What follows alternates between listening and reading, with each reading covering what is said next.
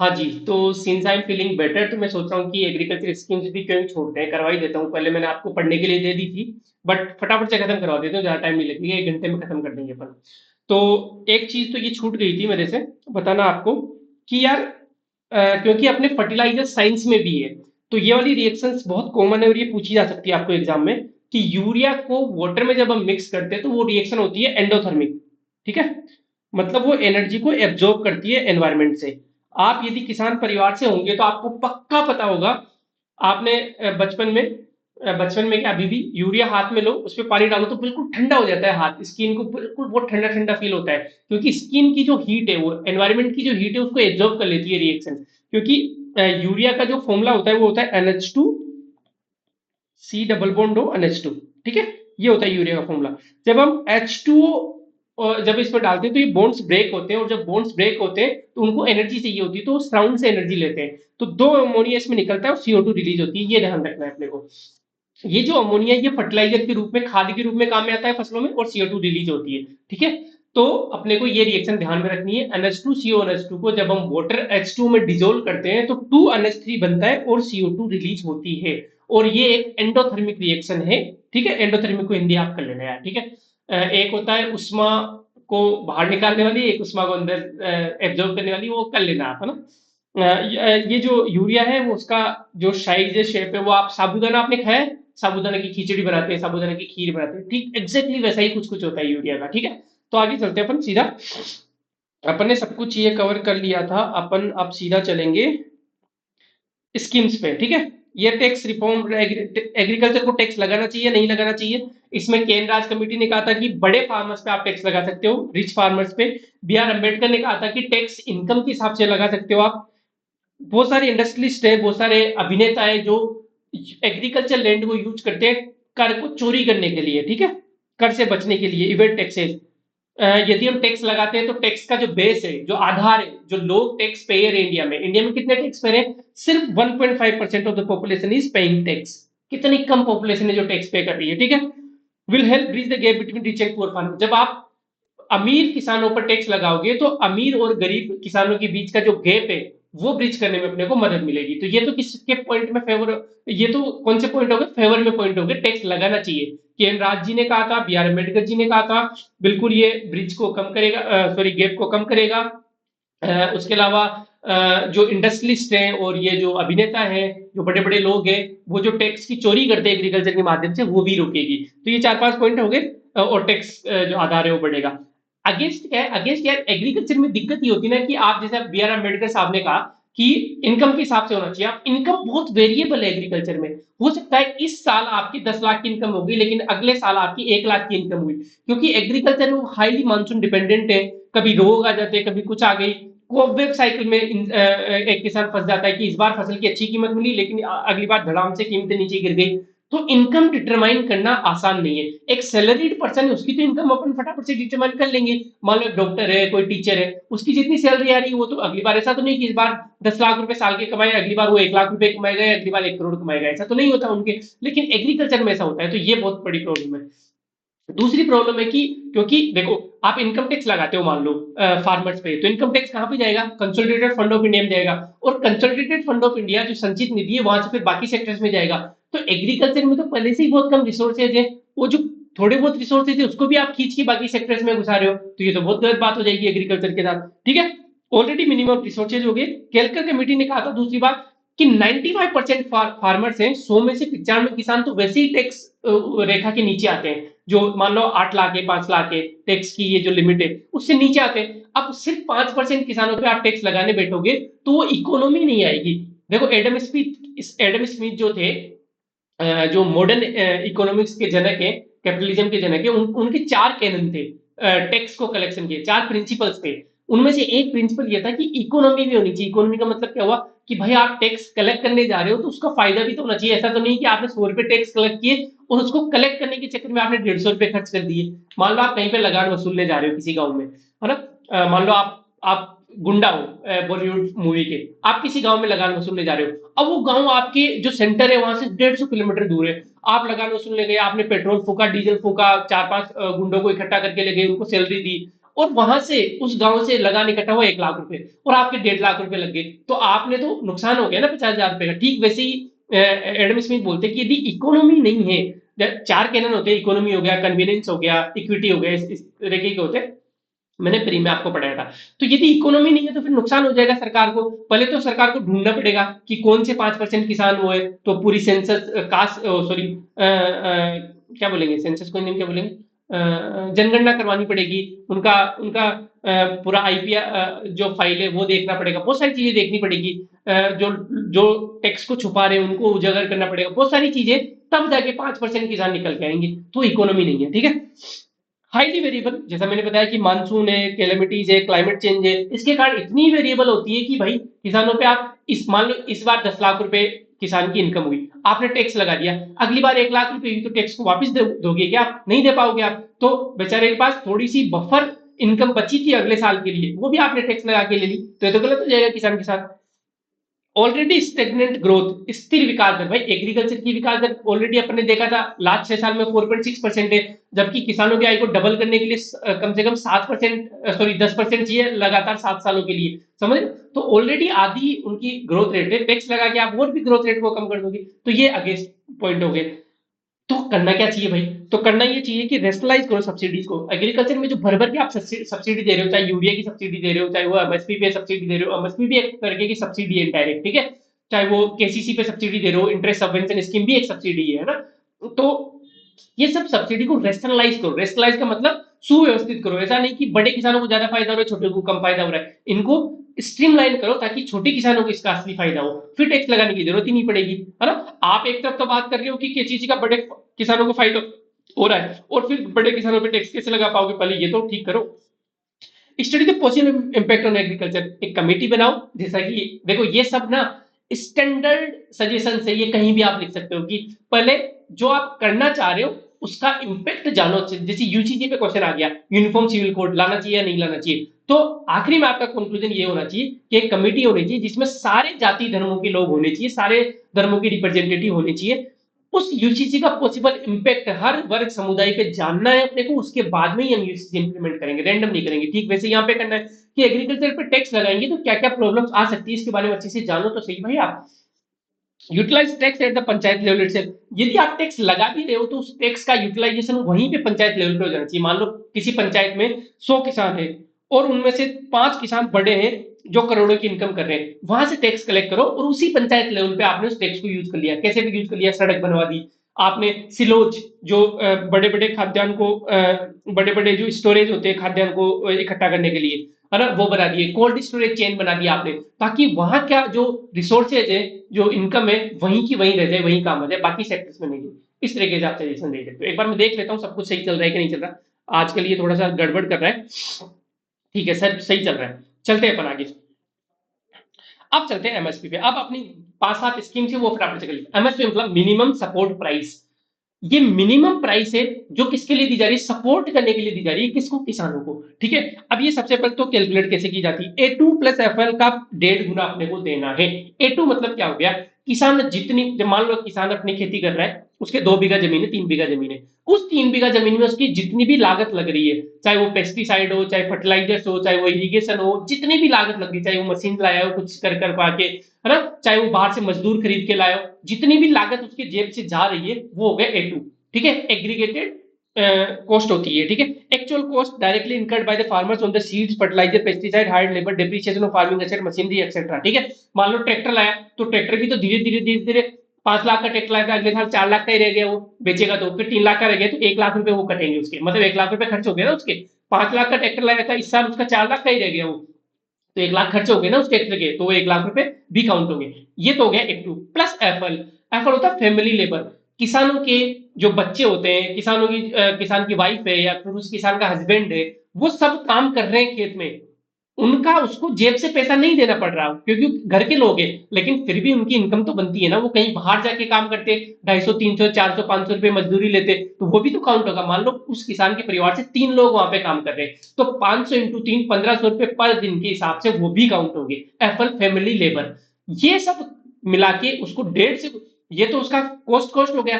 अब सरकार बोलती है कि ये तो आपका कॉस्ट हो गया, उसका हम 1.5 गुना, मान लो टोटल कॉस्ट आपके 1 लाख रुपए आया था, तो हम आपको 1.5 लाख रुपए देंगे ताकि आपका 50,000 रुपए प्रॉफिट आ जाए। ये इस तरीके से एमएसपी कैलकुलेट की जाती है। एग्जाम में यदि एमएसपी कैलकुलेशन का फॉर्मूला जाए तो A2+FL into 1.5, where A2 is, Hindi में बता सकता हूँ, A2 है बीज, उर्वरक, कीटनाशक, मजदूर, कृषि मशीनरी पर मूल्यह्रास, पूंजी पर ब्याज। मान लो कहीं से उसने पैसे लिए थे तो उस पर ब्याज जा रहे हैं, तो वो भी तो पैसा खर्च हो रहा है उस पर।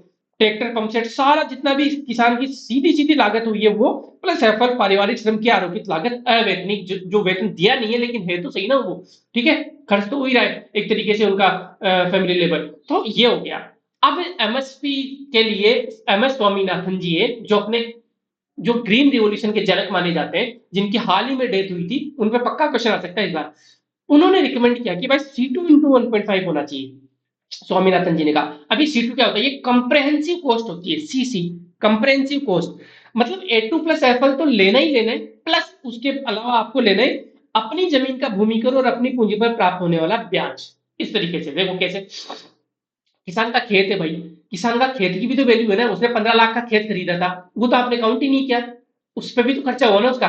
तो वो 15 लाख के खेत को यदि वो किसी और को देता तो उस पर उसको रेंट मिलता, वो भी कैलकुलेट करो आप। साथ में यदि वो कोई कोई पूंजी कहीं पे लगाता, क्योंकि अपने खेत में उसने लगाई है, उसका यदि उसको ब्याज मिलता, वो यहाँ पे नहीं लगाता कहीं, तो वो भी कैलकुलेट करो। एम एस स्वामीनाथन जी ने कहा भाई पैसा ऐसे फ्री में थोड़ा ना जाता है, तो पैसा यदि वो कुछ पूंजी लगा रहा है, मान लो ट्रैक्टर पे उसने 10 लाख रुपए लगाए, उस 10 लाख को कहीं और देता, उसका जो ब्याज मिलता, ये सब भी कैलकुलेट होगा। चाहे वो जमीन हो चाहे मशीन हो, इन सब पे उसको ब्याज मिलता, रेंट मिलता, वो सब भी कैलकुलेट होगा, तब जाके कंप्रेहेंसिव कॉस्ट आएगी।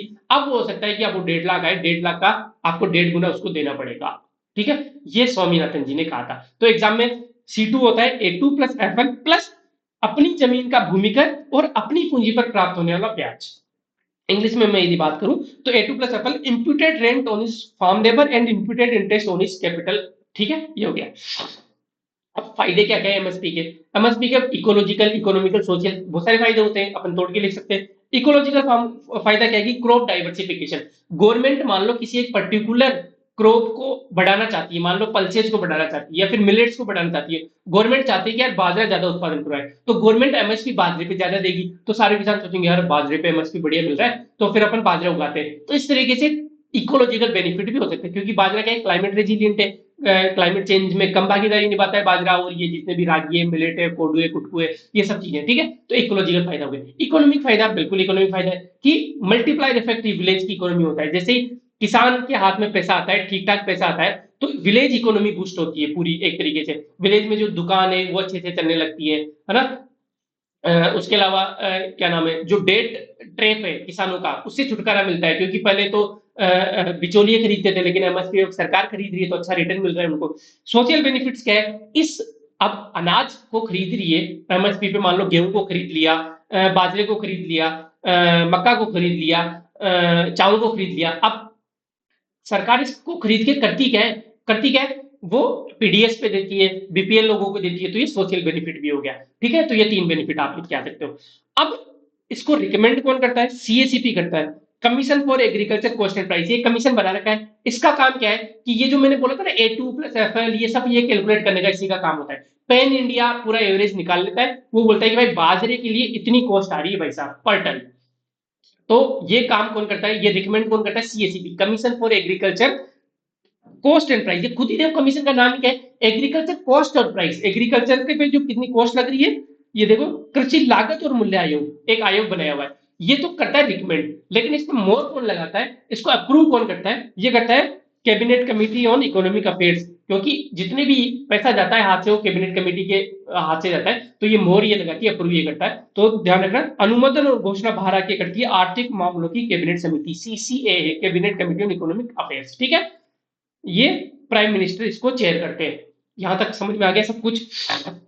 कितनी फसलों के लिए, 22+1 के लिए, 22 तो खरीफ और रबी की फसलें हो गई, हॉर्टिकल्चर वगैरह, प्लस एक है एफआरपी। एफआरपी मैंने समझाया था, ये आगे समझाऊंगा, सॉरी। एफआरपी होता है शुगर केन के लिए।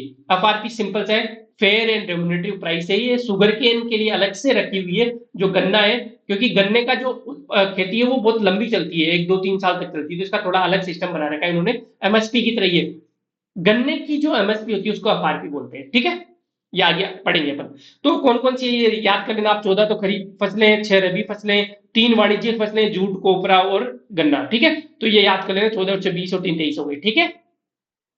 अब इसकी ज्यादा तो क्या ही बताऊं, एमएसपी में सब कुछ कवर हो गया। 5 नंबर का क्वेश्चन आ जाए तो आप आराम से देखो। सबसे पहले तो फुल फॉर्म लिखनी है, मिनिमम सपोर्ट प्राइस कौन लाता है, सीएसीपी रिकमेंड करता है, CCA cabinet committee of economic affairs इसको अप्रूव करता है, घोषणा करता है। कितनी होनी चाहिए, ए टू प्लस एफ एल का 1.5 गुना होनी चाहिए।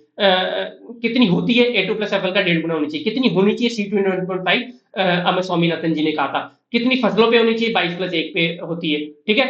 फायदे क्या है, सब कुछ मैंने बता दिया। अब थोड़ी थोड़ी प्रॉब्लम भी है। प्रॉब्लम क्या क्या है भाई, सिर्फ बड़े किसानों को फायदा मिलता है, छोटे किसान तो बिचौलियों को बेच देते हैं, एपीएमसी मंडी पे जाके बेच देते हैं, वो होल्ड नहीं कर पाते। दूसरा, लेस फोकस ऑन मिलेट्स, ज्यादा फोकस है गेहूं और गेहूं चावल इन पे होता है। मिलेट्स वगैरह पे, कोडो कुटकू रागी और ये सब इन पे कम फोकस है।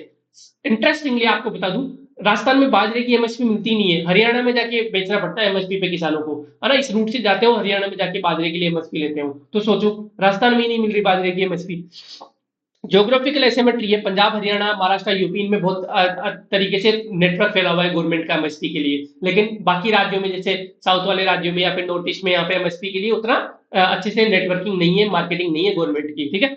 Over procurement of wheat and rice, अब गवर्नमेंट खरीद ली, खरीद के वो पीडीएस और उसमें बीपीएल परिवारों को पूरी तरीके से यूटिलाइज नहीं कर पा रही है, तो वो सड़ जाते हैं एफसीआई गोदामों में पड़े पड़े, है ना। फूड कॉर्पोरेशन ऑफ इंडिया के बड़े बड़े गोदाम बने हुए हैं, तो उनमें सड़ जाते हैं वो, तो और प्रोक्योरमेंट होना करना पड़ रहा है ना। एक बार गवर्नमेंट ने एमएसपी यदि अनाउंस कर दी तो गवर्नमेंट को खरीदना ही पड़ेगा। वो फिक्स होता है कि कितने कुछ फिक्स होता है कि 1 बीघा पे 40 बोरी लेंगे, ऐसा कुछ कुछ फिक्स होता है ना, किसानों का। लेकिन खरीदना तो पड़ेगा गवर्नमेंट को, चाहे वो सड़ जाए, ठीक है।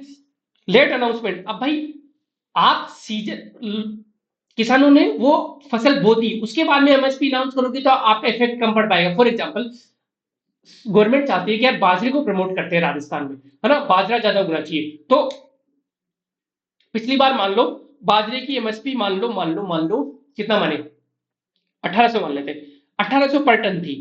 अब गवर्नमेंट ने कमेटी बनाई, गवर्नमेंट ने सोचा यार बाजरे का उत्पादन बढ़ना चाहिए राजस्थान में, तो अपन ऐसा करते हैं इसको सीधा 2300 कर देते हैं, 2300 पर टन कर देते हैं। अब किसान क्या करेंगे यार, 2300 का नाम सुनते ही ज्यादा बाजरा उगाएंगे। लेकिन जब तक आपने अनाउंस किया तब तक किसान बाजरा बो चुके थे, है ना। अब एक बार एक टाइम निकलने के बाद में तुम ना बाजरा बो सकते हो, तो आपको पहले ही अनाउंस करके रखना पड़ेगा जब सीजन स्टार्ट हो जाए उससे पहले। तो बहुत बार गवर्नमेंट लेट होती है, बहुत बार क्या अधिकतर लेट ही होती है, बाद में एमएसपी अनाउंस होती है जब वो बो चुके होते हैं, तो उसका इफेक्ट कहाँ पड़ पा रहा है, नहीं पड़ पा रहा अच्छे से। डिले इन प्रोक्योरमेंट, अब आपने अनाउंस तो कर दी लेकिन आप डिले करते जा रहे हो, आप खरीदने ही नहीं आ रहे हो, कैंप नहीं लगा रहे हो। कैंप लगते हैं इनके प्रॉपर, ठीक है, एमएसपी के, कि जैसे टोंक डिस्ट्रिक्ट है, वहां पे लग गया, मालपुरा में लग गया, बाड़मेर में शिव में लग गया, इधर अलवर में लग गया, इस तरीके से कैंप लगते हैं। तो अब आप प्रोक्योर नहीं करने आ रहे हो, तो किसान बैठा थोड़ा रहेगा, उसको तो बिचौलियों के फिर एपीएमसी मंडी में बेचना पड़ेगा। देखो, बेच कहाँ कहाँ सकता है वो अपने प्रोड्यूस को, एक मिनट, खाली जगह मिल जाएगी, हाँ। तो किसान, जैसे ये प्रोड्यूस है किसान का, वो कहाँ कहाँ बेच सकता है, एक तो एपीएमसी मंडी में जाके बेच सकता है ना, जो जैसे यूजली तहसील हेडक्वार्टर पे एपीएमसी मंडी मिल जाती है, या वो बिचौलियों को बेच देता है गांव में ही। हालांकि ये लीगल नहीं है, लेकिन बिचौलिए खरीद लेते हैं अपने आप को किसान के लिए रजिस्टर करवा के, ठीक है। या फिर वो एमएसपी पे बेच सकता है। अब एमएसपी पे आप गवर्नमेंट खरीदने ही नहीं आ रही, तो यार उसके तो अपने बच्चे की शादी करनी है, अपनी बच्ची की शादी करनी है, उसने जो ब्याज उठाया था उसका, सॉरी, उसने जो पूंजी उठाई थी, जो पैसा उठाया था उसका ब्याज लगते जा रहा है ना। और भी बहुत सारे काम है, बच्चे को कोचिंग में एडमिशन करवाना है, कनेक्ट स्किल्स में एडमिशन करवाना है अपने बच्चे का, तो कनेक्ट स्किल्स वाले तो खैर कम ही पैसे लेते हैं, भले आदमी है। लेकिन मान लो किसी बड़ी कोचिंग में पैसा जमा करवाना है, तो फसल तो बेचनी पड़ेगी। अब फसल बेचनी पड़ेगी तो उसको तो इंस्टेंट पैसा चाहिए, नहीं तो फिर वो सेमिनार हो गया और बेच चालू हो गया, बच्चा परेशान कर रहा है, बच्ची परेशान कर रही है कि पापा मुझे तो एडमिशन लेना ही लेना है। तो अब वो एमएसपी का वेट थोड़ा ना करेगा, वो तो एपीएमसी मंडी बिचौलिए को बेच देगा, कम कीमत में बेचना पड़ेगा, ठीक है। तो ये गलत बात है भाई सरकार की।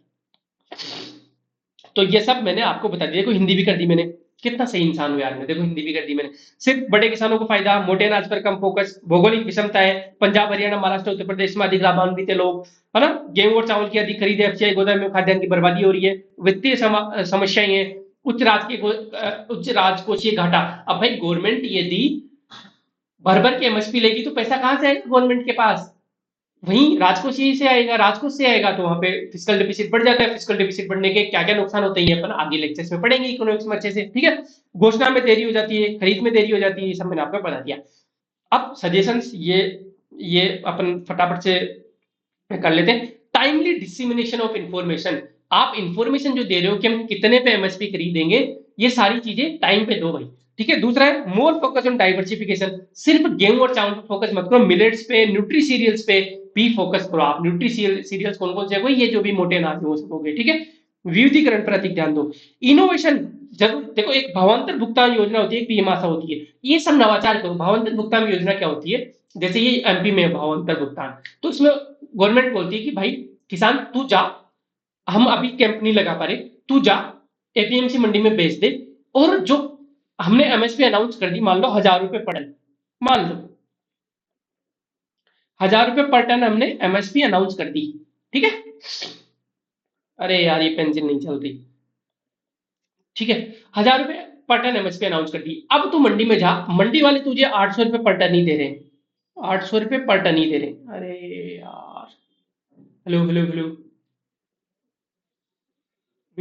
तो हम मंडी वाला आपको 800 रुपए पर टन देगा। अब ये जो भाव में जो अंतर हुआ, भाव में अंतर कितना हुआ, 200 रुपए का हुआ, तो 200 रुपए हम आपको सीधे डिलीवरी कर देंगे, आपके अकाउंट में दे देंगे। तो कितनी सही चीज है। अब किसान को कैंप का इंतजार करने की जरूरत नहीं है, किसान जाएगा अपना बेचेगा, रसीद लेगा, गवर्नमेंट को दिखाएगा कि देखो भाई मुझे 800 रुपए मिले, आपने 1,000 प्रॉमिस किया था, बाकी के 200 रुपए मुझे दे दो, ठीक है। इस तरीके से होता है भावांतर भुगतान, इस तरीके की इनोवेशन चीजें कर सकते हैं। अब आते हैं पीएम किसान योजना पे। तो सबसे पहले तो पीएम किसान की फुल फॉर्म लिखनी है, पीएम किसान सम्मान निधि, ये लिखनी है पहले। देखो स्कीम से मैंने क्या बोला था, सबसे पहले कोशिश करो उसकी फुल फॉर्म लिखने की। जैसे एमएसपी है तो मिनिमम सपोर्ट प्राइस लिख दिया, पीएम किसान है तो पीएम किसान सम्मान निधि लिख दिया। दूसरा उसका कब लॉन्च हुई, तो देख लेते हैं 2018 में लॉन्च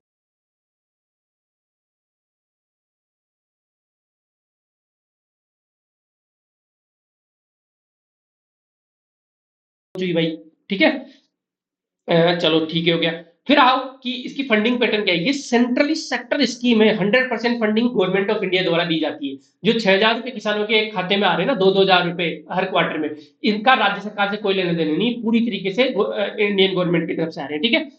6,000 रुपए per month in 3 equal installments, ये टारगेट हो गया, ठीक है।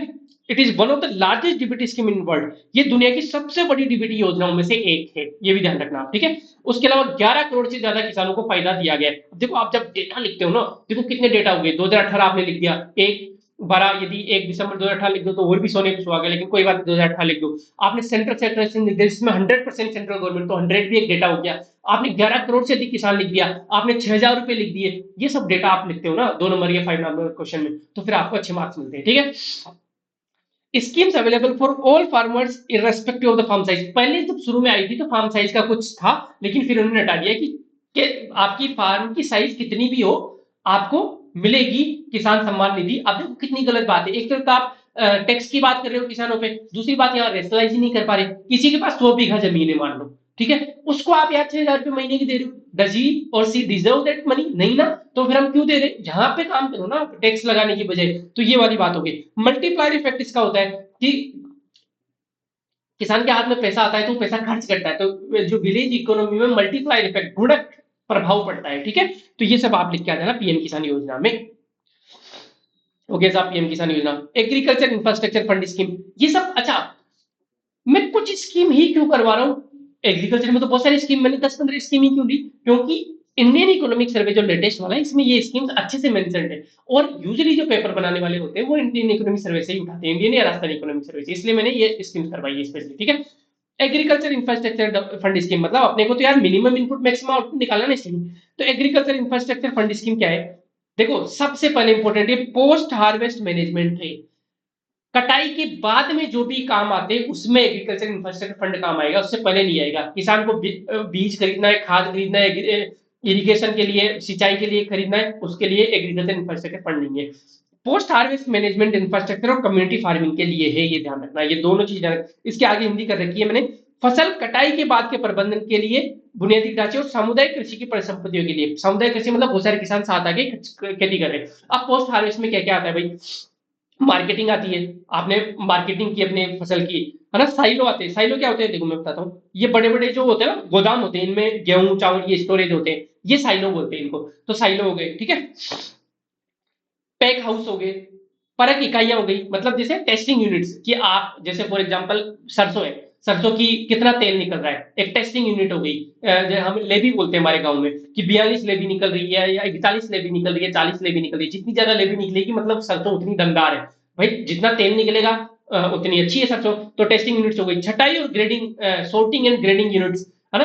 एआई का इस्तेमाल करके मैंने पिछले वाले लेक्चर में बताया था आपको कि सॉर्ट कर लेते हैं कि खराब टमाटर निकाल लिए, है ना, अच्छे वाले टमाटर, पके हुए टमाटर अलग कर लिए, कच्चे टमाटर अलग कर लिए। सॉर्टिंग एंड ग्रेडिंग यूनिट्स के लिए यदि आपको पैसा चाहिए तो, है ना। कोल्ड चेन के लिए, लॉजिस्टिक सुविधाओं के लिए, लॉजिस्टिक मतलब आवागमन के लिए, आपने फार्म से उठाकर मंडी तक ले गए, मंडी से उठाकर डीमार्ट तक ले गए, रिलायंस मार्ट तक ले गए, ये सब लॉजिस्टिक में आता है, ठीक है।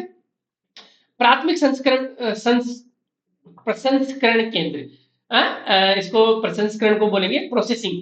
तो जैसे मान लो प्राथमिक प्रसंस्करण मतलब जैसे प्राथमिक लेवल पे, जैसे मान लो कैसे बोलूं थोड़ा बहुत, क्या बोलेंगे, इमली, इमली का क्या है, बीज निकाल दिया आपने, मतलब बहुत ज्यादा प्रोसेस नहीं किया आपने, इमली से आपने कुछ बड़ा तगड़ा प्रोडक्ट बना दिया, मान लो केचप वगैरह बना दिया, वो तो फिर प्राथमिक नहीं रहा। लेकिन प्राथमिक प्रसंस्करण हो गया कि इमली से बीज निकालने की मशीन को किसान ले आया, 5 लाख रुपए की मशीन लाया, इधर से इमली डालो, उधर से बीज निकल के सिर्फ इमली का वो जो गुदा गुदा है वो बच गया। ये होता है प्राथमिक प्रसंस्करण, ठीक है। फ्रूट राइपनिंग चेम्बर, आम है, आम की आपकी खेती हुई, आपने चेम्बर खरीद लिया, फ्रूट राइपनिंग के लिए CS2 वगैरह काम में आते हैं, तो आपने उन आमों को पकाने की एक मशीन ले ली या फिर वो चेम्बर ले लिया, ठीक है। इन सब के लिए जो पैसा चाहिए यदि किसान को, तो वो एग्रीकल्चर इंफ्रास्ट्रक्चर फंड में ले सकता है। समझ में आ गया, कितना ले सकता है भाई। इस वित्त पोषण सुविधा के अनुसार 2 करोड़ की सीमा तक के ऋण पर प्रतिवर्ष 3% ब्याज दर की छूट होगी। मान लो 7% पे आपको ऋण दे रही है सरकार, तो 3% कौन देगी, सरकार देगी, बाकी का 4% आपको चुकाना पड़ेगा। 2 करोड़ तक का ब्याज ले सकते हो। और भाई आप सोचो ना, 2 करोड़ चाहिए भी होते हैं, बड़ी बड़ी चीजें। सिलोज, अब मान लो कोई किसान सिलो लगाना चाह रहा है, तो देखो इतने बड़े बड़े सिलोज में पैसा तो चाहिए ही होगा। कोल्ड चेन लगाना चाह रहा है, लॉजिस्टिक इंफ्रास्ट्रक्चर लगाना चाह रहा है ना, प्रोसेसिंग के लिए लगाना चाह रहा है, तो इसके लिए एग्रीकल्चर इंफ्रास्ट्रक्चर फंड की जरूरत होगी। क्या क्या याद रखना है, पोस्ट हार्वेस्ट है, कम्युनिटी फार्मिंग के लिए, ये सारी चीजें आपको लिखनी है एग्जाम में। लॉजिस्टिक के लिए हो गया, कोल्ड चेन हो गया, सिलोज हो गया, ग्रेडिंग एंड sorting हो गई, ये सब चीजें के लिए कितने, 2 करोड़ तक का ब्याज ले सकता है, और 3% इंटरेस्ट सबवेंशन ब्याज में छूट मिलेगी। और मैंने क्या बोला था कि AIF है, तो सबसे पहले फुल फॉर्म होगी, कब लागू की गई, ये 2020-21 से लागू है 2032-33 तक। और अभी जो 5 साल है 2020-21 से लेकर 2025-26 तक, उसके लिए 1 लाख करोड़ का प्रावधान दिया गया है, ठीक है। फंड जैसे स्कीम्स की मैंने बताया था ना, अलग अलग कंपोनेंट्स होते हैं, तो उनमें से one of them is fund. तो 1 लाख करोड़ 5 साल के लिए 2020-21 से लेकर 25-26 तक 1 लाख करोड़ रुपए इसके लिए रखे गए, ठीक है। इस योजना के तहत, अच्छा फिर क्या बताया था मैंने, स्टेक होल्डर पे जाओ कि इस योजना में हो सकता है किसी पर्टिकुलर स्टेक होल्डर पे ध्यान दिया गया हो। तो स्टेक होल्डर कौन है, SC ST वाले लोग। SC ST को 24% तक का इसमें वो दिया गया है कि इस योजना के तहत अनुदान का 24% उसके लिए उपयोग होना चाहिए। मतलब मान लो 100 रुपए यदि ऋण दिया जा रहा है, तो 24 रुपए फिक्स है SC ST के लिए। ये 24 कहाँ से आया भाई डेटा, आप वो देखो ना, उनकी पॉपुलेशन के हिसाब से है कि 16% तो SC के लिए और 8% ST के लिए, और लगभग पॉपुलेशन का परसेंटेज भी यही है, लगभग 15.9% SC है अपने देश में 2011 की पॉपुलेशन के हिसाब से, और 7.6% ऐसा कुछ अपने ST है। तो दोनों को मिला के 24% जो पैसा है, 100 रुपए में से 24 रुपए वो SC ST के लिए रिजर्व्ड है, ठीक है। महिला और कमजोर वर्ग को प्राथमिकता दी जाएगी ऋण पे। कभी भी कोई भी ऋण की स्कीम हो ना, ये पॉइंट आप लिख ही दिया करो कि महिलाओं और कमजोर वर्ग को प्राथमिकता दी जाएगी, क्योंकि गवर्नमेंट कभी भी कोई भी स्कीम लाती है तो इन वर्गों का विशेष ध्यान रखा जाता है, ठीक है। उसके अलावा सब आप कौन कौन ब्याज कहां से उठाओगे भाई, सारे जितने भी शेड्यूल कमर्शियल बैंक हैं, नॉन कमर्शियल बैंक हैं, NBFC है ना, non banking financial company, RRB है, सारे बैंक आप लिख के आ जाना, लघु वित्त बैंक है ना, मिनी बैंक जिसे बोलते हैं, राष्ट्रीय सहकारी विकास निगम, ये सारी बैंकों से आप लोन ले सकते हो इस योजना के तहत। एग्रीकल्चर इंफ्रास्ट्रक्चर फंड मैंने अच्छे से कवर करो दिया, रटना आपको है भाई, और साथ साथ रटते जाना है गाने पर, ठीक है। ये सब न्यूज करंट का भी पार्ट है। आगे चलते हैं, प्रधानमंत्री फसल बीमा योजना कब आई, 2016 में आई। अब देखो मैं फटाफट पढ़ लेता हूँ, कोई टेक्निकल चीज होगी मैं समझा दूंगा, बाकी रटना है आपको। 2016 में नोडल मिनिस्ट्री कौन है, मिनिस्ट्री ऑफ एग्रीकल्चर है साहब, है ना। किसके द्वारा, देखो यार बीमा करवा रहे हैं तो बीमा करने के लिए कंपनी तो चाहिए ना, कोई भी जनरल इंश्योरेंस कंपनी या प्राइवेट इंश्योरेंस कंपनी जो कि स्टेट सेलेक्ट करेगा 3 साल के लिए। मान लो राजस्थान सरकार है, राजस्थान सरकार खुद सेलेक्ट करेगी कि यार आप आ जाओ भाई, LIC आ जाओ, आप आ जाओ भाई, अंबानी का कोई मान लो बीमा कंपनी, अडानी की कोई बीमा कंपनी है, ये आ जाओ, है ना, ये सब 3 साल के लिए सेलेक्ट कर ली। अब ये किसानों को बीमा देगी फसल पे। अब बीमा के लिए सबसे पहले प्रीमियम चुकाना होता है। मान लो मुझे अपना बीमा करवाना है, तो मुझे, या फिर मुझे अपनी मान लो बाइक का बीमा करवाना है, ठीक है, तो मुझे प्रीमियम देना पड़ेगा। 800 रुपये पर साल के में प्रीमियम मैंने दे दिया तो बाइक का बीमा हो गया। वैसे ही किसानों को भी बीमा बीमा के लिए प्रीमियम देना पड़ेगा। तो ये प्रावधान रखा गया है कि मान लो 100 रुपये प्रीमियम है, तो किसानों को सिर्फ रबी की फसल पर 1.5 रुपये प्रीमियम देना पड़ेगा, बाकी का जो 98.5 रुपीज है वो गवर्नमेंट देगी, ठीक है। खरीफ है तो 2%, 100 रुपए में से 2 रुपए ही दे किसान, बाकी का 98 रुपए वो गवर्नमेंट देगी प्रीमियम का, ठीक है। मान लो मुझे अपनी बाइक पे बीमा करवाना है, 800 रुपए का बीमा है, तो मैं सिर्फ 2% उसका 16 रुपए ही दूंगा, बाकी का जितना भी पैसा बचा हुआ है वो गवर्नमेंट देगी मेरा। क्यों देगी? क्योंकि मैं किसान हूं, मैं वल्नरेबल हूँ बहुत सारी चीजों के लिए, तो मुझे, क्योंकि स्कीम है ना गवर्नमेंट की, ठीक है। और हॉर्टिकल्चर की यदि कोई है, जैसे मान लो फूल की खेती कर रहे हो, बागानी खेती आप कर रहे हो, प्लांटेशन वगैरह कर रहे हो, तो आपको 100 रुपए में से 5 रुपए प्रीमियम के देने पड़ेंगे, बाकी 95 रुपए गवर्नमेंट देगी। अब आपका बीमा हो गया, बीमा हो गया। अब आपकी फसल में कोई भी नुकसान होता है, चाहे वो नेचुरल कैलामिटीज हो, पेस्ट और डिजीजेज हो, ध्यान रखना, यदि किसी ने आग लगा दी ना आपके, तो वो कवर्ड नहीं है। नेचुरल कैलामिटीज होनी चाहिए, पेस्ट डिजीजेज वगैरह होनी चाहिए, है ना। तो ये यदि हो जाता है, तो अब आपने क्योंकि प्रीमियम जमा करवा रखा था, तो अब वो आएंगे बीमा कंपनी वाले, मुंह का मुआयना करेंगे, आपकी जितनी भी फसल होनी चाहिए थी, है ना, मान लो आपके उस वहां पे 5 बोरी सरसों की होनी चाहिए थी, आपने पोस्ट हार्वेस्ट कटाई की, कुछ हो गया, मतलब कीड़ा लग गया, कुछ भी लग गया, आपकी सिर्फ 1 बोरी हो पाई, तो बाकी जो 4 बोरी है उसका कंपनसेट कौन करेगी? वो बीमा कंपनी करेगी। बीमा का यही तो कंसेप्ट होता है, वो बहुत सारे किसानों से ले लेते हैं, तो सब सारे किसानों की तो होता नहीं है ये, कुछ किसानों के तो उनको पैसे दे दिए, बाकी पैसे उनके खुद के बच जाते हैं। ऐसा ही होता है बीमा में, सब में ऐसा होता है, लाइफ इंश्योरेंस में भी ऐसा होता है कि मान लो 100 लोगों ने लाइफ इंश्योरेंस करवा रखा है ना, 2-2 लाख रुपए का साल का, तो कितने हो गए? मेरी मैथ थोड़ी कमजोर है, 2 करोड़ रुपए हो गए, ठीक है। 2 करोड़ रुपए 100 लोगों ने हो गए। अब बीमा का प्रावधान ये है कि कोई मर जाता है तो उसको 1 करोड़ रुपए मिलेंगे, ठीक है, मरने के बाद में। अब आप बोलोगे सर ये तो बहुत नुकसान वाला सौदा हो गया बीमा कंपनियों के, क्योंकि सर क्यों बोल रहा हूँ मैं अपने आप को, नियम भाई, ये तो बहुत बड़ा नुकसान हो गया बीमा कंपनियों के लिए। 100 लोगों ने 2-2 लाख रुपए जमा कराए, और कोई मर जाता है तो 1 करोड़ रुपए देगी, लेकिन 100 के 100 मरेंगे थोड़ा ना, मुश्किल से कोई एक एक मरता है ऐसे एक्सीडेंट वगैरह में। मान लो एक मर भी गया, तो भी 1 करोड़ रुपए उसको दे दिए, बाकी तो बीमा कंपनी के पास 2 करोड़ आए थे, उनमें से 1 करोड़ रुपए फिर भी बच गए ना। और ये मास लेवल पे खेलते हैं, ये तो 100 तो मैंने छोटा सा यूनिट बताया, ऐसे बीमा काम करता है, ठीक है। ये इकोनॉमी का ही पार्ट है, इसलिए मैंने समझा दिया। अच्छा, क्या क्या कवर करते हैं इसमें? ये कवर किए सारे फूड और ऑयल सीड क्रॉप्स। फूड मतलब जैसे हो गया गेहूं, हो गया चावल, हो गया जितनी भी ऑयल सीड्स कौन कौन हो गए, सरसों हो गया, तिल हो गया, मूंगफली हो गई, सारी इनको कवर करता है, ठीक है। कमर्शियल और हॉर्टिकल्चर क्रॉप को, जिसपे सीसीई कंडक्ट हो गया। अब सीसीई का कंसेप्ट मैं समझा सकता हूँ, लेकिन कोई मामले वाली बात है नहीं, दम वाली बात है नहीं। सीसीई कुछ नहीं होता, क्रॉप कटिंग एक्सपेरिमेंट होता है।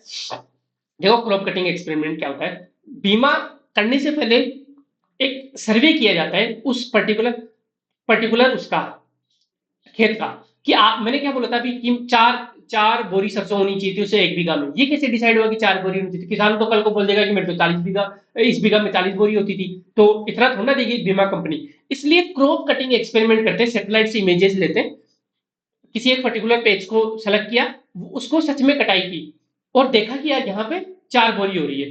अब उस मॉडल को एक्सटेंड करते हैं, मैथमेटिकल मॉडल्स लगाते हैं बड़े बड़े, उस मॉडल को वो करते हैं, सेटेलाइट से इमेज ली, अब देखा कि यार यहाँ की मिट्टी ज्यादा उपजाऊ है, ठीक है, यहाँ की जो फसल है उसमें क्लोरोफिल का अमाउंट ज्यादा था, हरी भरी फसल थी, बढ़िया थी, तो यहाँ पे वहां पे 4 बोरी होनी चाहिए, तो यहाँ पे 5 बोरी होनी चाहिए, तो कंपनसेशन उस हिसाब से होता है। तो जिन भी फसलों पे क्रॉप कटिंग एक्सपेरिमेंट हो रखे हैं, उनमें सब में ये एप्लीकेबल होता है, प्रधानमंत्री फसल बीमा योजना, ठीक है। समझ में आया? कुछ कुछ नहीं आया तो भी कोई बात नहीं, आप तो ये लिख देना, जहां पे क्रॉप कटिंग एक्सपेरिमेंट होते हैं उन सारी फसलों पे फसल प्रधानमंत्री फसल बीमा योजना लागू होती है, और ये सारे फूड और ऑयलसीड क्रॉप्स और हॉर्टिकल्चर पे लागू होती है।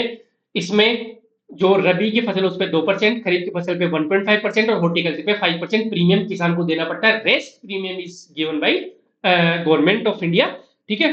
और remain by the government, union और स्टेट मिला के, ठीक है, दोनों मिला के देते हैं, वो इसका अंदर का अपन बाइफरकेशन में नहीं जाएंगे।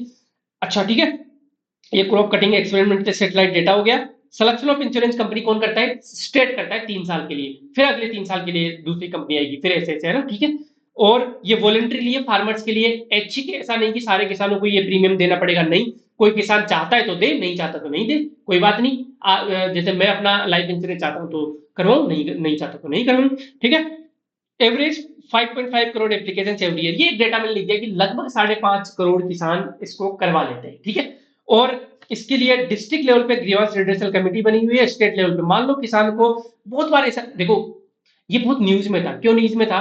क्योंकि कंपनी आती थी और रिजेक्ट कर देती थी क्लेम को, क्योंकि किसान तो भोले वाले होते हैं, उनको रिजेक्ट कर देती कि नहीं नहीं, ये तो पैसे के हिसाब से नहीं हुआ, और ये तो ये नुकसान तो हमारी वजह से नहीं हुआ, ये तो क्लोज लिखा हुआ ही नहीं है। तो इससे कंपनी ने खूब पैसा लूटा है, गवर्नमेंट से भी लूटा है और किसानों का प्रीमियम तो जा ही जा रहा है, ठीक है। तो उसके लिए फिर आप ग्रीवांस रिड्रेसल, क्योंकि आपकी शिकायत निवारण के लिए कोई तो होना चाहिए ना, तो डिस्ट्रिक्ट लेवल पे भी बना हुआ है, स्टेट लेवल पे बना हुआ है, ये आप पॉइंट एक्स्ट्रा लिख के आ सकते हो, district level grievance redressal committee और state level grievance redressal committee, ठीक है। State level grievance redressal committee, SGRC और डीजीआरसी, समझ में आ गया तक? आगे चलते हैं साहब, एक बार चेक कर लेता हूँ यार एवरीथिंग इज राइट और नॉट, पता लगे पूरी मेहनत बेकार हो जाए, ठीक है। काम कर रहा है, हेलो हेलो हेलो, ओके। अब आते हैं प्रधानमंत्री कृषि सिंचाई योजना। देखो ये बहुत आउटडेटेड टॉपिक है, बहुत पुराना है, और ये इकोनॉमिक सर्वे में डायरेक्टली मेंशन भी नहीं है, लेकिन मन नहीं माना, अखबार में आर्टिकल वगैरह आते रहते, इससे मन लिख दिया। इसमें बस दो तीन चीजें याद रखनी है। पहली बात, ये 2015 में लॉन्च हुआ, ठीक है, प्रधानमंत्री कृषि सिंचाई योजना। इसमें एक मिनिस्ट्री नहीं, इसमें तीन तीन मिनिस्ट्री है, ministry of agriculture, ministry of जल शक्ति और मिनिस्ट्री ऑफ रूरल डेवलपमेंट, क्योंकि इसमें तीन कंपोनेंट है मेनली, है ना, तीन कंपोनेंट है, बस इतना ही याद रखना है, आ जाए 2 मार्कर में तो अपना भला हो जाएगा। 2015 मिनिस्ट्री ऑफ जल शक्ति, ministry of agriculture, ministry of rural development मिलकर काम करते हैं, क्योंकि इसके तीन कंपोनेंट है, तीन कंपोनेंट याद रखने अपने को। पहला कंपोनेंट है AIBP, accelerated irrigation benefit programme, ठीक है, त्वरित सिंचाई प्रोग्राम, इसका मैं हिंदी में नहीं किया था क्या, सॉरी मैं हिंदी करना भूल गया इसका। त्वरित सिंचाई प्रोग्राम में मतलब जितनी भी सिंचाई की जो भी योजनाएं चल रही थी, ध्यान रखना, मेजर और मीडियम इरिगेशन प्रोजेक्ट जितने भी, जैसे मान लो ईआरसीपी हो गया, जितनी भी जो इरिगेशन प्रोजेक्ट चल रहे थे उनको त्वरित रूप से पूरा करो आप, एआईबीपी एक्सेलरेटेड कर दिया आपने, है ना, त्वरण ला दिया, त्वरित कर दिया उस काम को, एआईबीपी हो गया। ये किसके अंदर आता है? ये मिनिस्ट्री ऑफ जल शक्ति के अंदर आएगा, हाँ, मिनिस्ट्री ऑफ जल शक्ति के अंदर आएगा, क्योंकि वाटर बॉडीज की बात हो रही है, ठीक है।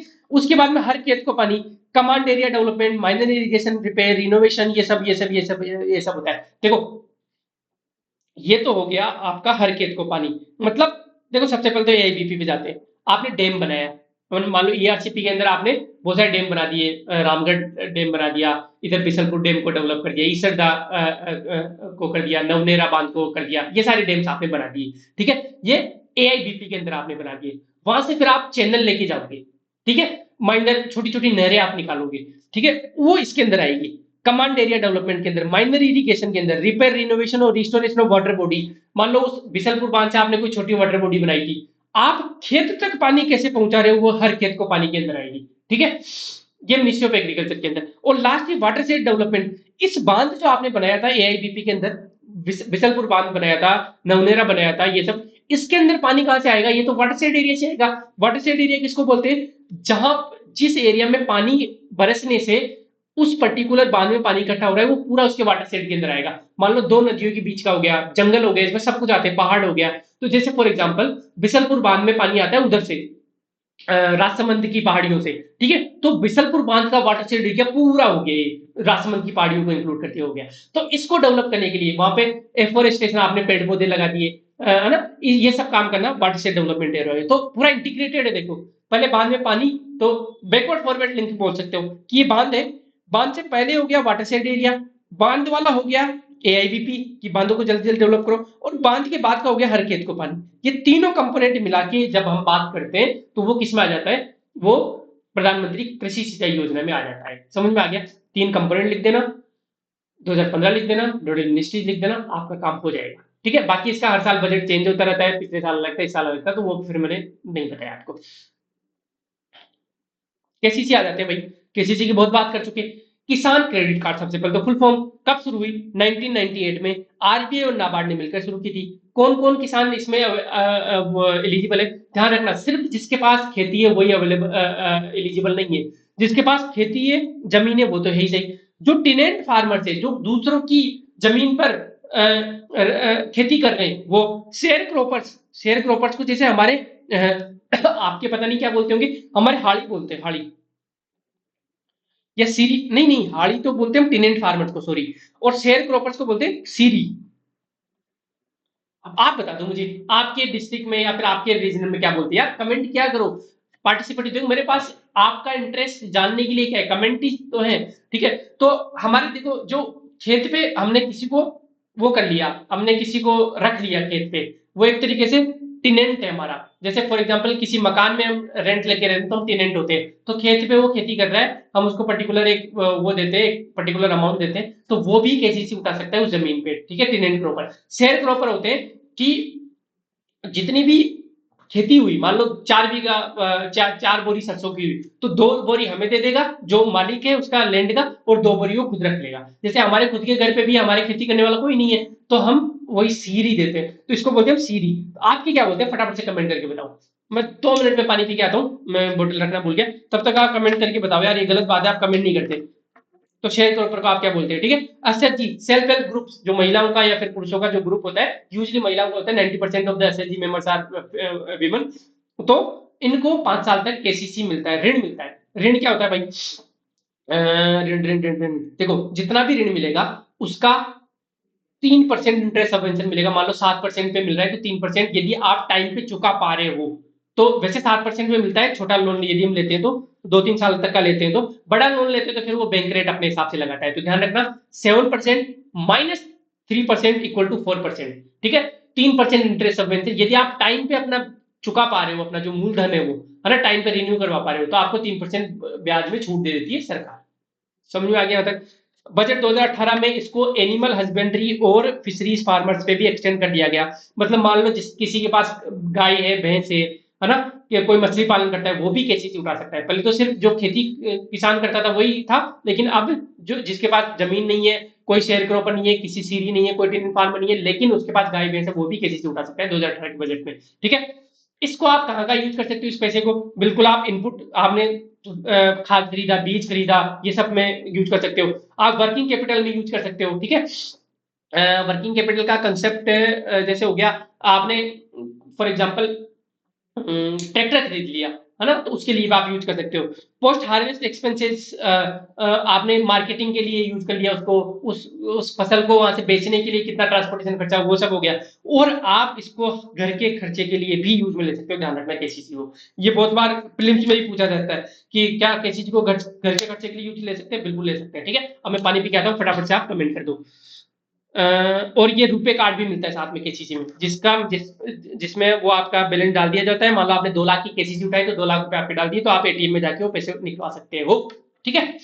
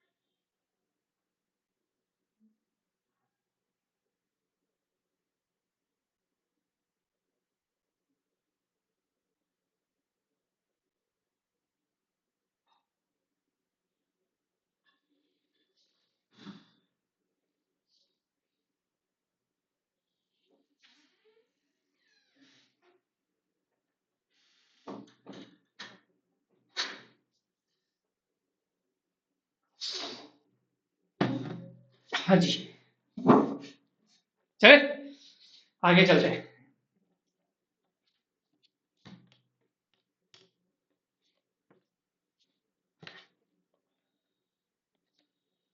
कैसी चीज, ये सब हिंदी में ही है, ये पढ़ लेना आप, कोई दिक्कत वाली नहीं है। बटाईदार, पट्टेदार, किराएदार, किसान, ये सारे हो गए। ई नाम, भाई सबसे पहले तो क्या करेंगे, फुल फॉर्म लिखेंगे। तो ई नेशनल एग्रीकल्चर मार्केट, ये एग्रीकल्चर का मार्केट है जो कि पैन इंडिया है, नेशनल है। It is a pan India digital platform backed by physical mandis at the back. ये एक अखिल भारतीय डिजिटल प्लेटफॉर्म है जो भौतिक मंडियों द्वारा समर्थित है। मतलब एपीएमसी मंडीज में इतनी बार बोल रहा हूँ, एग्रीकल्चर प्रोड्यूस मार्केटिंग कमिटीज, इनको एपीएमसी मंडीज बोला जाता है, ठीक है। एपीएमसी एक्ट के द्वारा ये लाई गई थी। इन मंडियों को आपने यार, कैसे कैसे कैसे कैसे कैसे कैसे कैसे समझाऊं आपको ये, कुछ नहीं है यार, कुछ नहीं है। आप मान लो सब्जी खरीदने जाते हो ना मंडी में, है ना, ठेले वाले, मान लो सारे ठेले वालों को हम एक ऐप पे लें, है ना। अरे सिंपल सा एग्जांपल देता हूँ, स्विगी जोमेटो का ले लेता हूँ। बहुत सारे रेस्टोरेंट्स है, मान लो जयपुर में बहुत सारे हजार रेस्टोरेंट्स है। उनको हमने क्या कर दिया, एक प्लेटफॉर्म पे ले आए, स्विगी ने एक ऐप बनाया, सारों ने वहां पे रजिस्टर कर दिया। अब हम खाना वहां से मंगवा सकते हैं, जैसे हमने ऑर्डर किया वहां से उठाएंगे उठाएंगे वो, और अपने पास डिलीवर हो जाएगा। ठीक वैसे ही ई नाम है, जितनी भी मंडियां पूरे देश में फैली हुई है उनका ऐप बना दिया और उन मंडियों को वहां पे रजिस्टर करवा दिया। अब वो स्टेट की मर्जी को रजिस्टर करना चाहते हैं, नहीं करना चाहते, वो इस रेस्टोरेंट की मर्जी को स्विगी पे रजिस्टर करना चाहते हैं, जोमेटो पे करना चाहते हैं, कहीं पे नहीं करना चाहता। सेम कंसेप्ट है, ठीक है। ठीक है, तो ये अखिल भारतीय प्लेटफॉर्म है, जो कि अब फायदा क्या होगा इससे, फायदा ये होगा कि पहले मैं किसी रेस्टोरेंट में खाना खाना मंगवाना चाहता था तो मैं आसपास के रेस्टोरेंट से ही खाना मंगवा सकता था, जिसके पास मेरे पास फोन है या फिर मैं जाके लेके आता। अब मैं जयपुर के किसी भी कोने में बैठ के किसी भी कोने से रेस्टोरेंट से मैं खाना मंगवा सकता हूँ। ठीक वैसे ही पहले किसान क्या करते थे, अपने आसपास की जो एपीएमसी मंडी है, 10 किलोमीटर, 12 किलोमीटर, हद मार के 20, 30, 40 किलोमीटर, वहीं पे अपना प्रोड्यूस बेच सकते थे। लेकिन अब क्या हो रहा है, अब इस ई नेम ऐप के माध्यम से किसान अपने प्रोड्यूस को पूरे इंडिया में कहीं भी बेच सकता है, जिसको जहां पे उसको बढ़िया कीमत मिल रही है। ये फायदा हो गया साहब, ठीक है। अब तक 23 राज्यों और 4 केंद्र शासित प्रदेशों में 1361 एपीएमसी मंडियों को इनाम से जोड़ा गया। अब क्या 1361 याद रहेगा आपको, यार ये गर्मी में थोड़ी दिक्कत होती है, सॉरी। 1361 क्या आपको याद रहेगा, कोई बात नहीं, आप लिख दो 1300 से ज्यादा मंडियों को, आप लिख दो 1200 से ज्यादा मंडियों को, इवन आप ये भी लिख के आ जाओगे ना कि 1000 से ऊपर मंडियों को जोड़ा गया है, तो भी आपका वैल्यू एडिशन माना जाएगा। गलत तो नहीं, फैक्ट 1361 इज मोर देन 1000। तो आपको बेसिक आइडिया है कि यार 1000 से ज्यादा मंडीज हो गई, ठीक है। कोशिश करो 1361 लिखा हो तो बहुत अच्छी बात है, लेकिन फैक्ट छोड़ना नहीं है, ठीक है। तो ये हो गया साहब। ये किसके द्वारा मैनेज किया जाता है, लघु किसान कृषि व्यवसाय कंसोर्टियम, है ना, by small farmers agri business consortium. जैसे जोमेटो है, जैसे स्विगी है, वैसे ही एक कमीशन है, ठीक है, वो कंसोर्टियम है। ये सेंट्रल सेक्टर स्कीम है, 100% यूनियन गवर्नमेंट फंड कर रही है। जो भी ऐप बनाने का खर्चा है, रजिस्ट्रेशन का है, सारी चीजों का खर्चा कौन वहन करती है, सेंट्रल गवर्नमेंट वहन करती है। गवर्नमेंट प्रोवाइड्स फ्री सॉफ्टवेयर, वही वाली बात होगी, सॉफ्टवेयर होगी, और असिस्टेंट अप टू 75 लाख पर एपीएमसी मंडी। अब एपीएमसी मंडी में भी तो वो करनी पड़ेगी ना, आपको इंफ्रास्ट्रक्चर प्रोवाइड करना पड़ेगा। फॉर एग्जाम्पल, आपने स्विगी पे रेस्टोरेंट को रजिस्टर तो करवा दिया, लेकिन अब स्विगी की जिम्मेदारी बनती है कि वहां पे एफएसएसआई के रूल्स प्रॉपर फॉलो हो रहे नहीं हो रहे, वहां पे हाइजीन का ध्यान रखा नहीं जा रहा, नहीं रखा जा रहा। बहुत किसी रेस्टोरेंट में बहुत ज्यादा ऑर्डर आ गए तो वहां पे स्विगी ने एक मशीन इंस्टॉल करवा दी कि यार आपके ऑर्डर ज्यादा डिले हो जाते हैं तो ये मशीन लो, आप फटाफट से आटा लगा देगी। ठीक वैसे ही 75 लाख तक किसी भी एपीएमसी मंडी में ये दिया जाता है, सेंट्रल गवर्नमेंट द्वारा असिस्टेंस दिया जाता है। वहां पे क्या, अब एपीएमसी मंडी में क्या रखेंगे, ग्रेडिंग और sorting की मशीन उपलब्ध करा दी। लेवी निकालने की, मतलब तेल निकालने की, कि कोई भी किसान सरसों लेके आता है, सरसों का सैंपल बेचता है, तो उसकी मशीन कर दी कि आप तेल निकाल लिया तो इसका ये भाव होना चाहिए। इस तरीके से सेंट्रल गवर्नमेंट हर एपीएमसी मंडी को 75 लाख तक का असिस्टेंस देती है, ठीक है। Facilitate trade from warehouse based on E and W R. E and W R होता है E negotiable warehousing receipt. ये क्या होता है भाई, अच्छा ये सब चीजें मुझे बहुत इंटरेस्टिंग क्यों लगती है, दो तीन कारण है। एक तो यार किसान फैमिली से जुड़ा हुआ हूँ इसलिए, दूसरा आईआईटी दिल्ली में ह्यूमैनिटीज के कोर्सेज होते हैं, उनमें ऋचा मैम, जो मैं यूजुअली मेंशन करता रहता हूँ, बहुत अच्छी तरीके से उन्होंने ये सब चीजें पढ़ाई थी हमें, तो इंटरेस्ट भी है। वो तो पता है, वो मैम तो हमें जो आजादपुर मंडी है और ये बड़ी बड़ी मंडियां हैं, इनमें विजिट करवा देती थी जाके, कि देखते हैं चलो वहां पे आड़तिया आड़तिया जो होते हैं, लाइसेंसी ट्रेडर्स होते हैं एपीएमसी मंडी को, बोली लगा रहे हैं, किसान खड़ा है सामने और बोली लगा रहे हैं कि मैं इतनी दूंगा, मैं इतनी दूंगा, फिर वो बता दीजिए देखो ये ऐसे कार्टलाइजेशन हो रहा है, तो बहुत इंटरेस्टिंग होती थी। देखो थोड़ी सी ये फायदा मिल जाता है थोड़ी अच्छी यूनिवर्सिटी से पढ़ने का, ठीक है। ई एंड डब्ल्यू आर क्या होता है, नेगोशिएबल वेयर हाउसिंग रिसिप्ट। नाम ही देख लो आप, तो negotiable warehouse receipt. Receipt क्या, एक पर्ची है ये, किससे नेगोशिएट कर रहे हो, वेयर हाउस से नेगोशिएट कर रहे हो। वेयर हाउस क्या होता है, गोदाम होता है। तो इसमें होता क्या है कि आपने वो अपना माल बेचा नहीं है, किसान क्या बोल रहा है, किसान को पैसों की जरूरत है। मान लो किसान के पास 4 बोरी, मैं 4 बोरी पे क्यों अटका पड़ा हूँ, 40 बोरी बेच सकता हूँ। 40 बोरी किसान के पास गेहूं है, ठीक है। अब किसान सोच रहा है कि यार मैं बेचना नहीं चाहता लेकिन मुझे पैसों की जरूरत है अभी। अभी किसान को लग रहा है कि 6 महीने बाद में गेहूं का भाव अच्छा आएगा, है ना। तो वो क्या करेगा, गोदाम में जाके अपनी 40 बोरी डिपॉजिट कर देगा और वहां से एक रिसीट ले लेगा, ठीक है। बस गोदाम वाले का काम हो गया, उसकी थोड़ा बहुत जो गोदाम को जो फीस लगेगी वो दे देगा। मान लो महीने के 100 रुपए 200 रुपए जो भी फीस है, उसको रिसीट मिल गई कि मेरे पास 40 बोरी पड़ी हुई है। अब उस पर्ची को ले जाके किसी बैंक से लोन ले लेगा वो, ठीक है। अब देखो उसने डिस्ट्रेस सेलिंग नहीं की, उसने तो उसने बेचा हुआ अपना माल, वो बढ़िया सेफ पड़ा है गोदाम में, खराब होने का भी डर नहीं है। उसने कम पैसों में भी नहीं बेचा और उसको पैसे भी मिल गए बैंक से, और बैंक को भी अब एश्योरेंस है, बैंक बैंक के पास भी वो रिसीट है। तो मान लो डिफॉल्ट होता है, किसान नहीं चुका पाता, तो बैंक जाके वो वाला माल बेच देगा उसका, ठीक है। तो इस तरीके से देखो कितनी अच्छी मैकेनिज्म है। तो ENWR है, तो ये ई नाम है, ये इसका भी वो कर देता है एक तरीके से। आप ऐसे सोच लो ना, स्विगी जोमेटो पे आप मतलब कोई एक्स्ट्रा वो चीज हो गई कि आप की गार्लिक और लहसुन नहीं डलवाने या फिर डलवाने या फिर ज्यादा डलवाने, ऐसी कोई सुविधा होगी एक पर्टिकुलर ऐप में, है ना। तो वो वैसी ही सुविधा दे देता है। समझ में आ गया यहाँ तक। तो ई नाम आगे चलते हैं। राजस्थान में लगभग 150 मंडी, 145 याद नहीं होती कोई बात नहीं, लगभग 150 मंडी, मतलब ऐसे सोच लो 50 डिस्ट्रिक्ट है इंटू 3, हर डिस्ट्रिक्ट में 3 मंडियां लगभग है, वो रजिस्टर्ड है कहाँ पे, ई नाम पे रजिस्टर्ड है। लगभग 150 मंडीज, अप्रोक्स 150 मंडीज, ठीक है। दो बॉक्स है भाई, क्या क्या अच्छी चीजें। इंफॉर्मेशन एसिमेट्री को हटाता है। इंफॉर्मेशन एसिमेट्री मतलब पहले किसानों को नहीं पता होता था कि असली भाव क्या चल रहा है, निवाई की मंडी में कम चल रहा है, आंध्र प्रदेश की मंडी में ज्यादा चल रहा है, सीयू की मंडी में कम चल रहा है, अलवर की मंडी में ज्यादा चल रहा है, इस तरीके से। तो अब एक ही ऐप पे किसान सारे मंडियों के भाव देख सकता है बैठा बैठा। इंफॉर्मेशन एसिमेट्री, जो जानकारी की जो विषमता है ना, हिंदी में क्या बोलेंगे इसको, जो सूचना की जो विषमता है उसको हटा देता है। दूसरा, किसानों को बेहतर कीमत मिलेगी जब सूचना की विषमता हट गई तो। एकल बाजार शुल्क, पहले जो लाइसेंसी थे ये, जो एपीएमसी मंडी में जो आड़तिया होते हैं, जो ट्रेडर्स होते हैं, उनको हर मंडी का अलग अलग शुल्क देना पड़ता था लाइसेंस के लिए, लेकिन अब ऐसा नहीं है। अब एक ही ऐप में एक ही बार शुल्क देना पड़ेगा, ठीक है। प्रत्येक राज्य के लिए एक लाइसेंस शुल्क, एक राज्य के लिए, बाकी दूसरे राज्य में यदि उसे रजिस्टर करना हो तो देना पड़ेगा, लेकिन पूरे राजस्थान में कोई ट्रेडर है, कोई जो खरीदार है, उसको एक ही शुल्क देना पड़ेगा, ठीक है। पारदर्शी बोली, पहले कैटलाइजेशन बना देते थे, अब ऐप के माध्यम से पारदर्शी होगी बोली, ठीक है। बेहतर नियमन, अब रेगुलेशन बेटर है, आप आड़तिया को अच्छे से रेगुलेट कर सकते हो, किसानों को अच्छे से रेगुलेट कर सकते हो, बिचौलियों को कंट्रोल कर सकते हो, ठीक है। इसके प्रॉब्लम क्या क्या है, राज्य और अंतर्राज्यीय परिवहन संपर्क खराब है।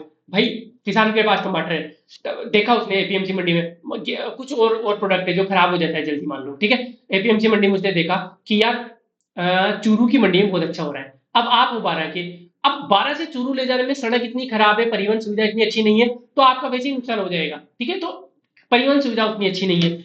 ग्रेडिंग और sorting का अभाव है, आप अच्छी कीमत तभी ले पाओगे जब एपीएमसी मंडी में ग्रेडिंग sorting की मशीन अच्छी होगी, नहीं तो वो रिजेक्ट कर देते हैं आपके माल को, तो वो दिक्कत है। सभी राज्यों ने अपनाया नहीं है, अभी अपने देखा था 23 राज्यों ने अपनाया है, ठीक है। डिजिटल साक्षरता का अभाव है, भाई किसानों के पास कहाँ है कहाँ क्या, वो तो बेच देते हैं बेचारे। बिचौलियों का प्रभाव अभी भी बना हुआ है, ठीक है। ये सारी चीजें मैंने आपको ई नाम में कवर करवा दी, ठीक है। अभी अपना 1 घंटा हुआ है, ओके। आगे चलते हैं साहब। Mission for integrated development of horticulture, mid, ये स्कीम बोलते हैं इसको। कुछ नहीं, दो चार चीजें रखना, हॉर्टिकल्चर में क्या क्या आता है पहले तो ये लिख लो। जो भी फ्रूट्स हैं, वेजिटेबल्स हैं, रूट एंड ट्यूबर क्रॉप्स हैं, है ना, जो नीचे आती है, जमीन के नीचे आती है, स्पाइसेस मसाले हैं, फ्लावर्स हैं, प्लांटेशन क्रॉप्स हैं, मशरूम है, ये दोबारा हो गया स्पाइसेस फ्लावर्स, एरोमेटिक प्लांट्स हैं जो सुगंध वाले, जैसे मोगरा हो गया, ये सब हो गया ना, कोकोनट है, काजू है, कोकोआ है, बेम्बू है, ये सारे हॉर्टिकल्चर में आते हैं, हिंदी भी मैंने कर दी है इसमें। बागवानी में फल, सब्जियां, जड़ और कंद वाली फसलें, मसाले, फूल, बागानी फसलें, मशरूम, सुगंधित पौधे, नारियल, काजू, कोको बांस इत्यादि शामिल है। इनको 2014-15 में एकीकृत बागानी मिशन शुरू हुआ था। हरित क्रांति कृषि कृषि उन्नति योजना, ये एक बड़ा मिशन है, इसके अंदर आता है ये मिड, एकीकृत बागवानी विकास मिशन। उन्नत किस्म और गुणवत्ता वाले बीज प्रोवाइड करवाए जाते हैं इसमें। बागानी फसलों के लिए प्रोत्साहन दिया जाता है। क्लस्टर, बहुत सारे किसान आके एक साथ क्लस्टर बना के, और कटाई उपरांत प्रबंधन, जो भी मैनेजमेंट है कि आप उसको कहाँ बेच रहे हो, कहाँ पे स्टोर कर रहे हो, ये सारी मैनेजमेंट भी इसके अंदर आते हैं। 4 कंपोनेंट है, ध्यान रखने वाला। और इसके अंदर आता है कृषि और किसान कल्याण मंत्रालय के अंदर आता है, और ये केंद्र प्रायोजित योजना है, सेंट्रली स्पॉन्सर्ड स्कीम है। 60-40 इसका क्या है रेशियो है, और उत्तर पूर्वी राज्य और हिमालय राज्यों में 90-20, आपको बताइए जो जो भी केंद्र प्रायोजित योजना होती है। और इसका टारगेट क्या है कि वर्ष 2050 तक देश की 6 मिलियन मेट्रिक टन फसलों और सब्जियों की अनुमानित मांग को पूरा करना है। 2050 तक 650 million metric tonne, MMT million metric tonne, इतनी डिमांड हो जाएगी, इसको पूरा करना है मिशन एकीकृत बागवानी विकास का। ठीक है, ये इंग्लिश में भी आप पढ़ लेना, मैंने अच्छे से बता दिया है, इनमें कुछ है नहीं ज्यादा, आप पढ़ लेना। ठीक है, सोयल हेल्थ कार्ड क्या होता है भाई? जैसे अपना हेल्थ कार्ड क्या होता है, अपनी बीपी क्या कैसी चल रही है, अपना कोलेस्ट्रॉल कैसे चल रहा है, अपना शुगर लेवल कैसे चल रहा है, ये सारी चीजें देखते हैं। ठीक वैसे ही एक सोयल की हेल्थ कैसे नापी जाएगी कि वो देखेंगे कि उसमें भाई, उसमें जो उर्वरक है उनका, जो उसमें नाइट्रोजन कितना है, फास्फोरस कितना है, सल्फर कितना है, उसमें जो विटामिन है, मिनरल्स है, ये कैसे है। ठीक है, वो दिखती कैसी है। अब हेल्थ कार्ड में मेरी मेरी हेल्थ कैसी है, ये मुझे देख के ही पता लग जाएगा ना, मैं ओबीज हो रखा हूँ या फिर बिल्कुल पतला हो रखा हूँ या हेल्दी हो रखा हूँ। ठीक है, तो ये सोयल हेल्थ कार्ड में आपको पता लग जाता है। जैसे सबसे पहले तो मैक्रोन्यूट्रिएंट जो बहुत इंपॉर्टेंट है, वृहद पोषक तत्व कौन कौन से थे? Nitrogen, phosphorus and potassium. ये तो आपके कहां भी काम आ जाएगा, साइंस में भी काम आ जाएगा, एनपीके।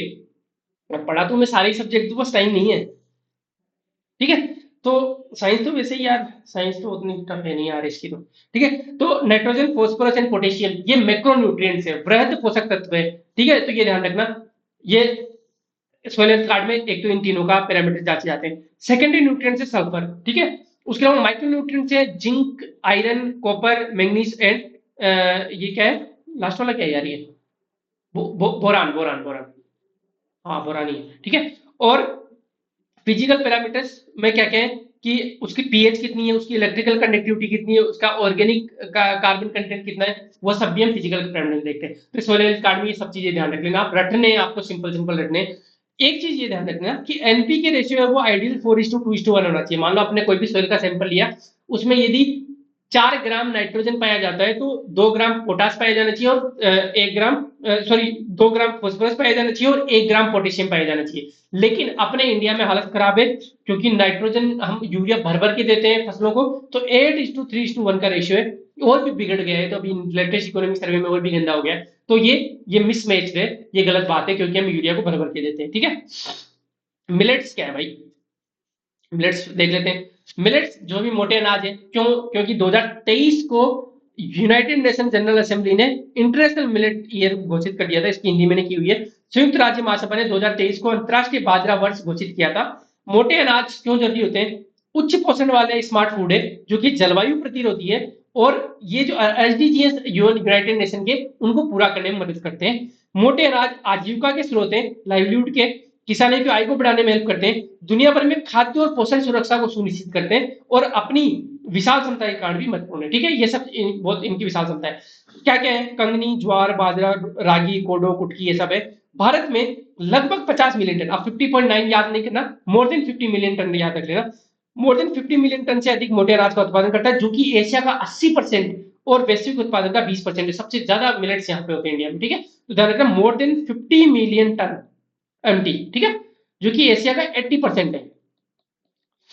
सरकार ने अप्रैल 2018 में मोटे अनाज को पोषक अनाज के रूप में अधिसूचित किया। ठीक है, 2018 में पोषक अनाज न्यूट्री सीरियल्स के रूप में मोटे अनाजों को अधिकृत किया। मोटे अनाज मुख्य रूप से एक खरीफ फसल है, बिल्कुल जैसे अपने बाजरा वगैरह होते हैं, ये सब खरीफ फसल ही होती है, जो अधिकतर वर्षा पे आधारित है, जिसमें अन्य प्रमुख फसलों की तुलना में कम पानी होता है, और कृषि इनपुट की भी। इसमें देखो बाजरा, जैसे वेस्टर्न राजस्थान में बाजरी उगाई जाती है, बहुत मीठी सी होती है, उनमें तो कोई खाद बीज कुछ नहीं डालते, बिल्कुल ऑर्गेनिक तरीके से उगती है, और पूरी तरीके से वर्षा पे डिपेंडेंट होती है। ठीक है, भारत में यार वेस्टर्न राजस्थान मुझे बहुत सही लगता है रहने के लिए।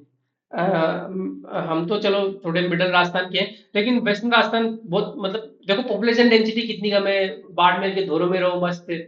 तो हालांकि कुछ डिफिकल्टीज है उनके, लेकिन फिर भी रहने के लायक तो बहुत सही जगह है। ठीक है, और वैसे भी वैसे कहा भी जाता है कि दूर के ढोल सुहावने लगते हैं, दूर के पहाड़ सुहावने लगते हैं। तो हो सकता है कि उनकी डिफिकल्टीज मुझे दिखने की, तो मुझे अच्छा लगता है। ठीक है, भारत में मोटे अनाज क्षेत्र में 500 से अधिक स्टार्टअप काम कर रहे हैं। जैसे कोई कोई स्टार्टअप क्या कर रहा है, बाजरा के कुकीज बना रहा है। ठीक है, कोई स्टार्टअप पापड़ बना रहा है। इस तरीके के 500 से ज्यादा स्टार्टअप कार्य कर रहे हैं। औसत उपज विश्व औसत से अधिक है, ध्यान रखना। अपनी जो सीरियल्स में है ना, गेहूं और चावल वगैरह में, इनमें तो अपनी जो यील्ड है, जो उत्पादन है, वो कम है विश्व से, लेकिन मोटे अनाजों में हमारी हमारी हमारी खेती उसी टाइप की है यार। ठीक है, ये इंग्लिश में सारी चीजें मैंने लिख दिया, आप पढ़ लेना, क्योंकि कभी कभी मैं हिंदी में एक्सप्लेन कर देता हूँ, कभी इंग्लिश में। एग्रीकल्चर बजट में क्या क्या है, एग्रीकल्चर में दो तीन चीजें बजट में, ये मान लो 2 मार्क का क्वेश्चन पूछे कि इस बार के बजट में एग्रीकल्चर में क्या हुआ, तो देखो टोटल एलोकेशन है 1.2 लाख करोड़ का। टोटल बजट 47 लाख करोड़ का था, उसमें से 1.2 लाख करोड़ एग्रीकल्चर को दे दिए, पहली चीज तो ये हुई। दूसरा, जो निर्मला सीतारमन मैम है, उन्होंने खड़े होकर बोला था संसद में कि नैनो यूरिया की सक्सेस हमने देख ली, अब हम नैनो डीएपी पे जाएंगे, डाई अमोनियम फॉस्फेट। ठीक है, ये फॉस्फोरस का वो है, फर्टिलाइजर है, जैसे यूरिया किसी अमोनिया का होता है, नाइट्रोजन का होता है, वैसे डाई अमोनियम फॉस्फेट है, तो नैनो डीएपी पे भी हम काम करेंगे। ठीक है, ये हो गया साहब।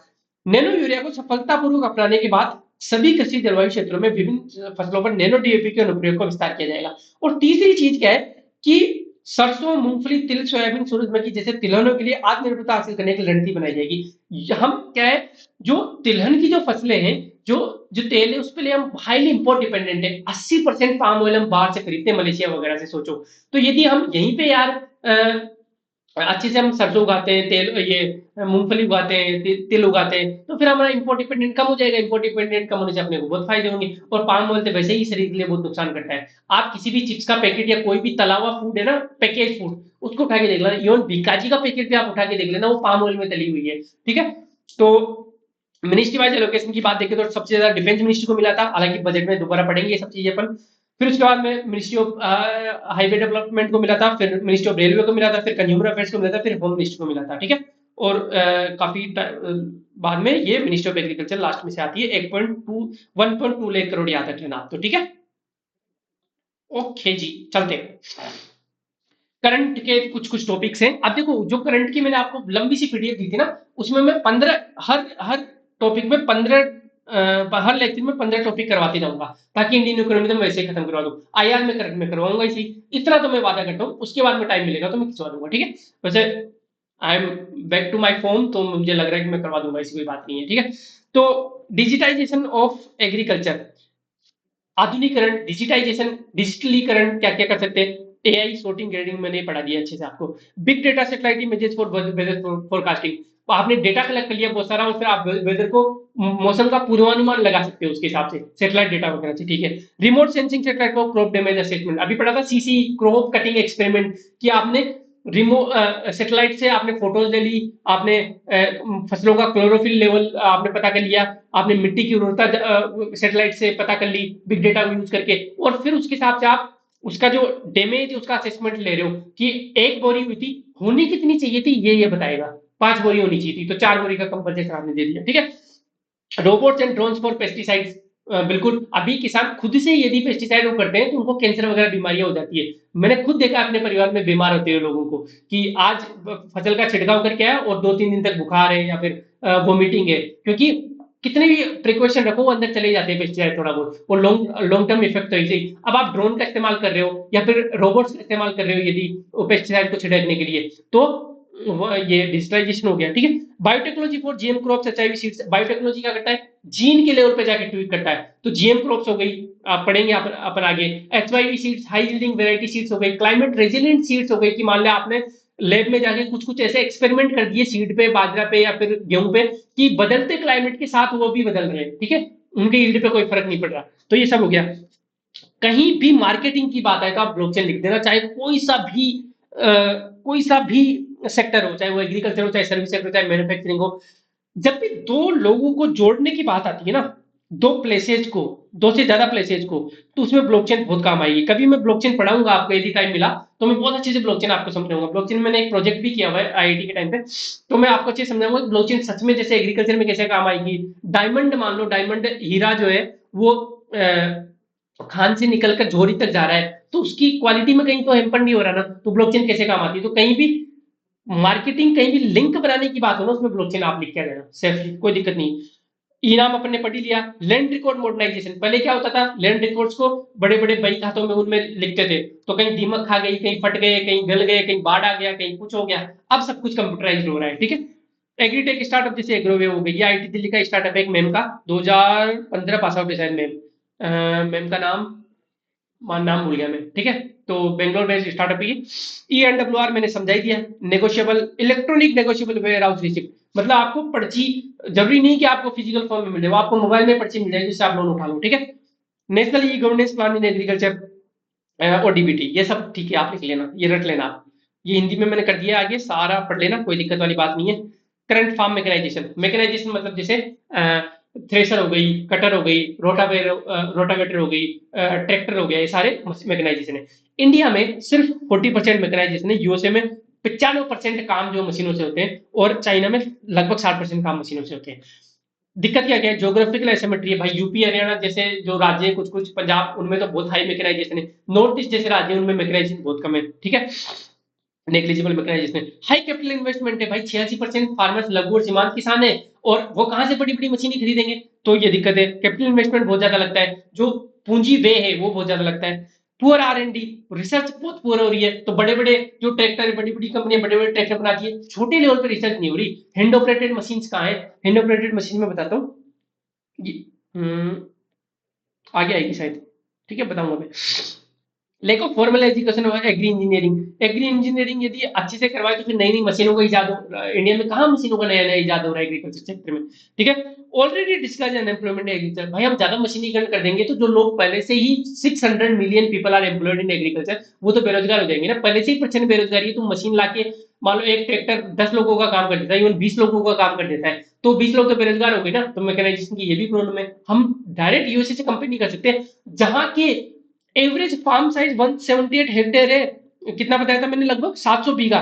भाई जहां पे एवरेज फार्म साइज 700 बीघा है, उनसे कैसे कंपेयर कर सकते हो, होने तो उनको मैकेनाइज, हम तो, हाँ, मैकेनाइजेशन हमें हैंड ऑपरेटेड करनी पड़ेगी। जैसे छोटे छोटे 50-55 हजार रुपए का ट्रैक्टर आ जाता है छोटे वाला, तो वो छोटे किसानों के लिए हमें R&D करनी पड़ेगी, रिसर्च अनुसंधान करना पड़ेगा, ठीक है।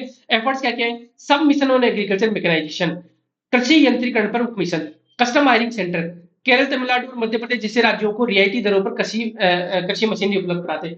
जो ज्यादा गर्मी लग रही है, अब मैं क्या है, अभी यार क्या है, कूलर और पंखा नहीं चला सकता क्योंकि नॉइस आती है, फिर आपको आवाज में दिक्कत आएगी, तो अभी थोड़ा सा झेलना पड़ेगा मुझे, या आपको मुझे झेलना पड़ेगा, जो भी है। तो केरल, तमिलनाडु, मध्य प्रदेश जैसे राज्यों को रियायती दरों पर कृषि मशीनरी उपलब्ध करवाते हैं। तो ये राज्य क्या करते हैं, रियायती दरों पर ट्रैक्टर उपलब्ध करवा दिया, रोटावेटर, ये सब उपलब्ध करा दिया। अब कस्टमाइजिंग सेंटर क्या होते हैं, पढ़ लेते हैं फटाफट से। कस्टमाइजिंग सेंटर मैंने आपको बताया था, कुछ नहीं है, किसी किसान के पास मान लो उसने 10-15 मशीनें खरीद ली, थोड़ा ठीक ठाक किसान है वो, और अब वो रेंट पे देता है अपने उसको। तो जैसे फॉर एग्जाम्पल ये देखो, मैंने यहाँ पे लिस्ट उठाई थी राजस्थान के किसानों की।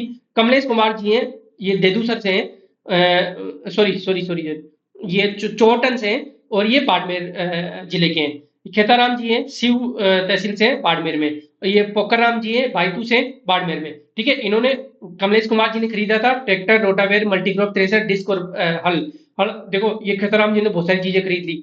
अब इनको खरीदने के लिए गवर्नमेंट रियायत देती है, आपको छूट देती है थोड़ी बहुत, फिर आप इनको खरीद लिया। देखो दादाजी के पीछे बहुत सारी मशीनें पड़े हैं। अब आप छोटे किसानों को ये रेंट पे दे सकते हो कि एक भाई ले जा तू हल मेरा, 1 घंटे के 100 रुपए लगेंगे। अब फायदा क्या होगा, जो बड़े किसान होते हैं वो महंगे देते हैं, 300 रुपए पर घंटे के हिसाब से हल्के लेते हैं, लेकिन जो कस्टमाइजिंग सेंटर चलाते हैं उनको वो रियायत दर पे देते हो, 100 रुपए पर घंटे के हिसाब देते हैं, तो इससे छोटे किसानों को फायदा हो जाता है। बस यही है कस्टमाइजिंग सेंटर, ठीक है, और कुछ नहीं। आप हायर कर सकते हो मशीन को, ऐसा सेंटर बना हुआ है। करंट में फेयर एंड रेम्युनेटिव प्राइस थी, क्या है भाई ये फेयर एंड रेम्युनेटिव प्राइस, मैंने बोला था आपको, वह न्यूनतम मूल्य जो मिल मालिकों द्वारा गन्ना किसानों को उपलब्ध किया जाता है। MSP 22 पे था, 1 पे FRP होता है। ये यूजुअली MSP से ज्यादा ही होता है। ये यूजुअली जो और इसकी घोषणा कौन करता है, वही कृषि लागत और मूल्य आयोग, CACP, commission for agriculture cost and prices, जो अपने अभी देखा था, ठीक है। राज्य सलाहित कीमतें होती है, कुछ राज्य भी सलाह देता है कि इतनी कीमत पे खरीदो, और जो किसान संघों की ओर से मांग के कारण ये जो फेयर एंड रेम्युनेटिव प्राइस होती है, वो एक्चुअल जो प्राइस होती है FRP से ज्यादा ही होती है यार। थोड़े देखो, इनका इनका संघ बने हुए हैं किसानों के, बहुत सारे जो ये शुगर केन वगैरह उगाते हैं, तो जो मील जो ओनर है वो यदि किसानों का एक्सप्लॉइटेशन करते हैं, तो ये संघ डिमांड करते हैं कि नहीं, हमें FRP से ज्यादा चाहिए, तो यूजुअली जो ये जो भुगतान करते हैं वो FRP से ज्यादा ही करते हैं, ठीक है। तो ये कुछ नहीं, एग्जाम में 2 नंबर का क्वेश्चन आएगा तो FRP शुगर केन के लिए मिल मालिकों द्वारा शुगर केन को जो मिनिमम प्राइस दी जाती है उनके प्रोड्यूस के लिए, मिल मालिकों द्वारा शुगर केन के किसानों को जो गन्ना का भुगतान किया जाता है वही एफआरपी है। इसकी घोषणा किसके आधार पर की जाती है? कृषि और लागत मूल्य की सिफारिशों के आधार पर की जाती है। बस आगे चलते हैं। एग्रो फॉरेस्ट्री कहता है, नाम में ही है, एग्रीकल्चर और फॉरेस्ट्री को मिला देते हैं। एग्रो फॉरेस्ट्री होती है। अब आप बोलोगे ये तो हमें ही पता था, आगे कुछ बता भाई, तो बताता हूँ। Agriculture agro forestry combination of practice of agriculture and forestry together. Hindi में बात करें तो कृषि वानिकी, कृषि और वृक्षारोपण कार्य को एक साथ करने का एक संयोजन है। ये 3 टाइप की होती है, बस ये ध्यान रखना, है ना। एग्री सिल्वीकल्चर, सिल्वो पेस्टोरल और एग्री सिल्वी पेस्टोरल। ठीक है, देखो 3 कंपोनेंट होते हैं। एक तो होता है पेस्टर, मतलब क्या बोलेंगे हिंदी में, क्या बोलेंगे इसको? चारागाह। ठीक है, चारागाह पड़े होते हैं ना अपने चारागाह, मतलब मैदान है घास के, उनमें न तो खेती हो रही, नहीं उनमें पौधे। एक होता है जंगल, जिनमें अपने ये पेड़ उगे हुए हैं, ठीक है, वानिकी। और एक है खेत, ये खेत हो गया। ये 3 है, इन तीनों से मिलकर अलग अलग तरीके से एग्रो फॉरेस्ट्री की जाती है। जब मैं एग्री सिल्वी कल्चर की बात होती है, देखो सिल्वी कल्चर का मतलब होता है पेड़, सिल्वी कल्चर, ठीक है। जब मैं इन दोनों को कंबाइन करता हूं, मेरी कृषि को और अपने खेत इसको पेड़ों को, तो ये बोल देते हैं इसको agrisilviculture, agrisilviculture, ठीक है। इनको ये बोल देते हैं। मतलब आपने क्या किया, आपका खेत था, उसी में आपने पेड़ पौधे उगा दिए, या फिर आप जहां जंगल था वहीं पे आपने छोटी मोटी खेती कर ली, बाजरा उगा दिया, मक्का उगा दिया, गेहूं उगा दिया। इनको बोलते हैं एग्री सिल्वीकल्चर। दूसरा होता है सिल्वो पेस्टोरल। सिल्वो मतलब खेत हो गए, ये सॉरी पेड़ हो गए, और पेस्टोरल मतलब चारागाह हो गए। आपने कोई चारागाह पढ़ा था, उसमें पेड़ उगा दिए, तो चारागाह या पशुधन, क्योंकि पशुधन के ही काम आएगा चारागाह, तो प्लस पेड़, ये हो गया सिल्वो पेस्टोरल। और तीनों का यदि कॉम्बिनेशन में कर देता हूं तो वो हो गया agrisilvipastoral. Agriculture plus silviculture plus pastoral. चारागाह को, फसल को और पेड़ को जब मैं मिला के यदि आमदनी लेता हूं तो वो एग्री सिल्वी पेस्टोरल हो गया। तीनों रटने आपको।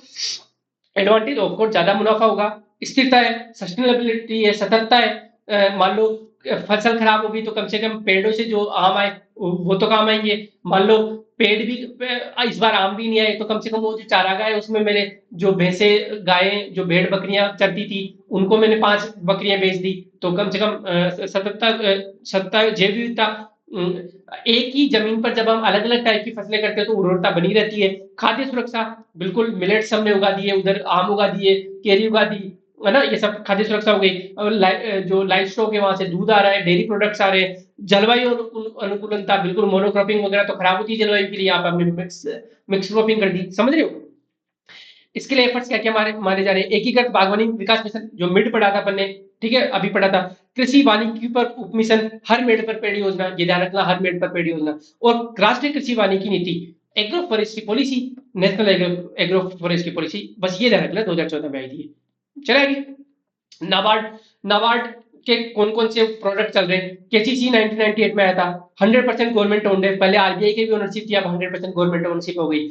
ये क्या क्या, रूरल इंफ्रास्ट्रक्चर डेवलपमेंट फंड, जैसे एग्रीकल्चर इंफ्रास्ट्रक्चर फंड था ना, वैसे rural infrastructure development fund NABARD के द्वारा संचालित होता है, ध्यान रखना। 5 लाख करोड़ सेंक्शन हुए।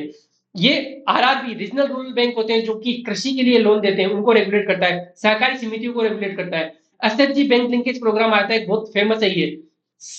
जो स्वयं सहायता समूह है उनको बैंक से लिंक करना है, इसके लिए नाबार्ड ने एक योजना चलाई थी 1992 में। और ये एक स्टैट्यूटरी निकाय है, क्योंकि ये एक सांविधिक निकाय है। क्योंकि ये एक्ट के द्वारा बना हुआ है 1982 में, ठीक है। तो ये 4-5 चीजें और रख लेना नाबार्ड के बारे में। प्राइसिंग ऑफ एग्रीकल्चर प्रोड्यूस, इनमें क्या क्या प्रॉब्लम है भाई? बहुत बहुत वेरिएबल होती है, क्लाइमेट चेंज के कारण पढ़ा दिया मैंने। डीजीजेज, दो बार क्यों लिख दिया डीजीजेज? इलीगल होर्डिंग, जमाखोरी कर लेते हैं यार। एक बार तो क्या हुआ था कि प्याज की प्राइसेस 200 से ऊपर क्यों चली गई थी? क्योंकि महाराष्ट्र में बहुत ज्यादा होर्डिंग कर ली थी उन्होंने, बड़े बड़े व्यापारियों ने। फिर वो एक साथ फेस्टिवल के टाइम रिलीज करते, ताकि वो किसानों से तो 10-20 रुपए किलो में खरीद लेते हैं, फिर उनको होर्डिंग करते जाते हैं, इकट्ठा करते जाते हैं। जैसे मार्केट में प्याज की कमी आई, डिमांड सप्लाई मिसमैच हुई, डिमांड ज्यादा है, सप्लाई है ही नहीं, तो फिर प्याज की कीमत बढ़ती जाएगी, 200 रुपए किलो की फिर एक साथ रिलीज कर देते। इस तरीके से जमाखोरी कर लेते। मरता कौन है? किसान और कस्टमर।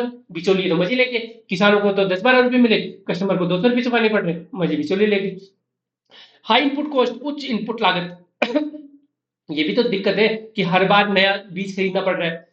ऑपरेशन ग्रीन नाम से था, जो कि 22 पेरिशेबल क्रॉप्स, पेरिशेबल जो खराब हो जाती है, जैसे टमाटर हो गए, है ना, प्याज हो गए, ये सब आलू हो गए, ये सारी चीजें खराब हो जाती है, ठीक है। टोमेटो, ऑनियन, पोटैटो, इन तीनों को भी इंक्लूड, पहले इनके लिए टॉप अलग से मिशन था, लेकिन अब 22 क्रॉप्स के लिए जल्दी खराब होने वाली जो फसलें वगैरह जो सब्जियां वगैरह उनके लिए एसेंशियल कमोडिटी एक्ट 1955, इसके हिसाब से गवर्नमेंट जो सरकार है वो स्टॉक लिमिट तय कर सकती है कि कोई भी एक पर्टिकुलर व्यापारी या कोई भी किसान इतने लिमिट से ज्यादा होल्ड नहीं कर सकता, इतने लिमिट से ज्यादा इकट्ठा नहीं कर सकता, ठीक है। तो ये कमीशन, ये सॉरी, एसेंशियल कमोडिटीज एक्ट 1955 याद रख लेना। सरकार बाजार में आवश्यक वस्तुओं की कीमतों और उपलब्धता को नियंत्रित करने के लिए उन पर स्टॉक सीमा लगा सकती है कि इससे ज्यादा आप स्टॉक नहीं कर सकते, ठीक है। ये जो ऑपरेशन ग्रीन है इसमें ध्यान रखना, फूड ग्रेन में राइस, व्हीट और आटा हो गया, पल्सेज में ग्राम, टेक, याद करने का आसान तरीका बताऊं इसको, इसको याद करने का आसान तरीका है, जो भी चीजें आप घर में यूज करते हो ना वो सब एसेंशियल कम्युनिटीज में आ जाएगी। सोचो आप, एसेंशियल कम्युनिटीज वही होगी, वही ऑपरेशन ग्रीन में ली हुई है, 22 essential communities for price monitoring. भाई आटा चावल तो आप खाते ही हो, बिल्कुल आटा चावल हो गया। अब याद करो, दाल तो डेली घर में बनती है, चाहे वो तुअर की हो, चाहे उड़द की हो, चाहे मूंग की हो, चाहे चने की हो, ये सारी आ गई, 4-5 दालें हो गई। एडिबल ऑयल्स, किस किस से आप छौंका लगाते हो सब्जी के, चाहे वो अ, क्या बोलते हैं उसे, सरसों का हो। यार बहुत चिपचिपा सा हो गया है मेरे पूरा, ये गर्मी के कारण तो मेरा माइंड भी उतने अच्छे से काम नहीं करता, मैं कुछ करता हूँ इसका जुगाड़, ठीक है। तो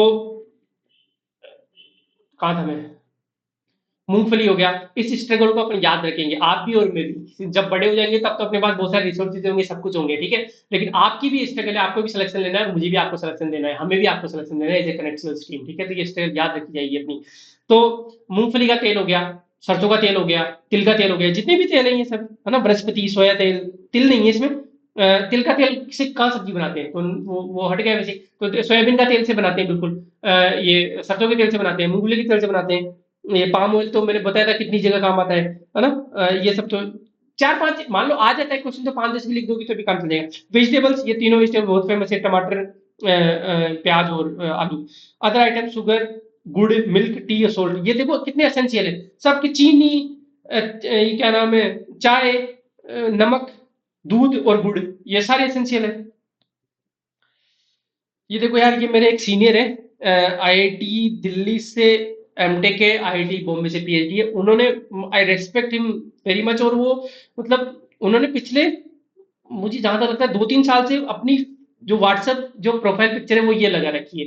सोचो, please don't bargain at street vendors, local farmers, they sell produce for very less margin, they do business not to build a shopping mall, they do business for their daily living. ये आदत होती है अपने Indians की कि हम पता है बड़े से मॉल में गए, डब्ल्यूटीपी गए, जीटी गए, कहीं और गए, लुई वित्तो तो अपने में से कोई नहीं जाता, अपन सारे गरीब लोग हैं तो अपन बड़े से मॉल में गए और वहां पे हम हम नेगोशिएट करना अपना धर्म ही नहीं समझते वहां पे, क्योंकि उन्होंने बिल्कुल वो वेंडिंग मशीन लगा रखी है, सब कुछ प्राइस टैग वेग वो खट खट खट के सब 4,000 रुपए की देना पड़ता है। हम नेगोशिएट करने की सोच भी नहीं सकते, नेगोशिएट करेंगे तो वहां पे पागल और करार दिए जाएंगे। 4,000 रुपए की हम जीन्स खरीद के आ जाते हैं, चलो आप 4,000 की नहीं खरीदते, 2,000, 2,500, 1,500 की जीन्स तो आपने खरीदी होगी पक्का, ठीक है। 15 रुपए की सब्जी लेने में हम एक स्मॉल स्ट्रीट वेंडर से हम नेगोशिएट करते रहते हैं। इनके इस व्हाट्सएप स्टेटस में बहुत इन्फ्लुएंस और मैं नहीं करता, यार चलो ठीक है, वो ज्यादा भी लगा रहा होगा, 5 रुपए ज्यादा लगा रहा होगा, 10 रुपए ज्यादा लगा रहा होगा, वो ना उससे अमीर बन जाएगा ना आप उससे गरीब हो जाओगे। तो ये थोड़ा सा ध्यान रखना है अपने को, ये सब अपनी आजीविका के लिए कमाते हैं यार। तो ये एग्रीकल्चर की बात थी, प्राइसिंग ऑफ एग्रीकल्चर प्रोड्यूस की बात थी, इसलिए ये मैं कर दिया था। करंट में land record modernisation programme, land record को मॉडर्नाइज करना है। ये यूएल पिन है, जैसे अपना आधार कार्ड होता है, पैन कार्ड होता है, वैसे ही हर लैंड के पार्सल को एक वो दे दिया गया, एक नंबर दे दिया गया, 14 डिजिट का डिजिटल नंबर है। लॉन्गिट्यूड और लेटीट्यूड पे डिपेंड करता है, आपका अक्षांश और देशांतर क्या, मान लो ये की जमीन है, इसका अक्षांश और देशांतर के आधार पर ये एक 14 डिजिट का वो होता है, ताकि उस लैंड की पहचान बनी रहे। इससे राइट टू जो क्या बोलेंगे इसको, एक एक वर्ड था यार, कहाँ गया,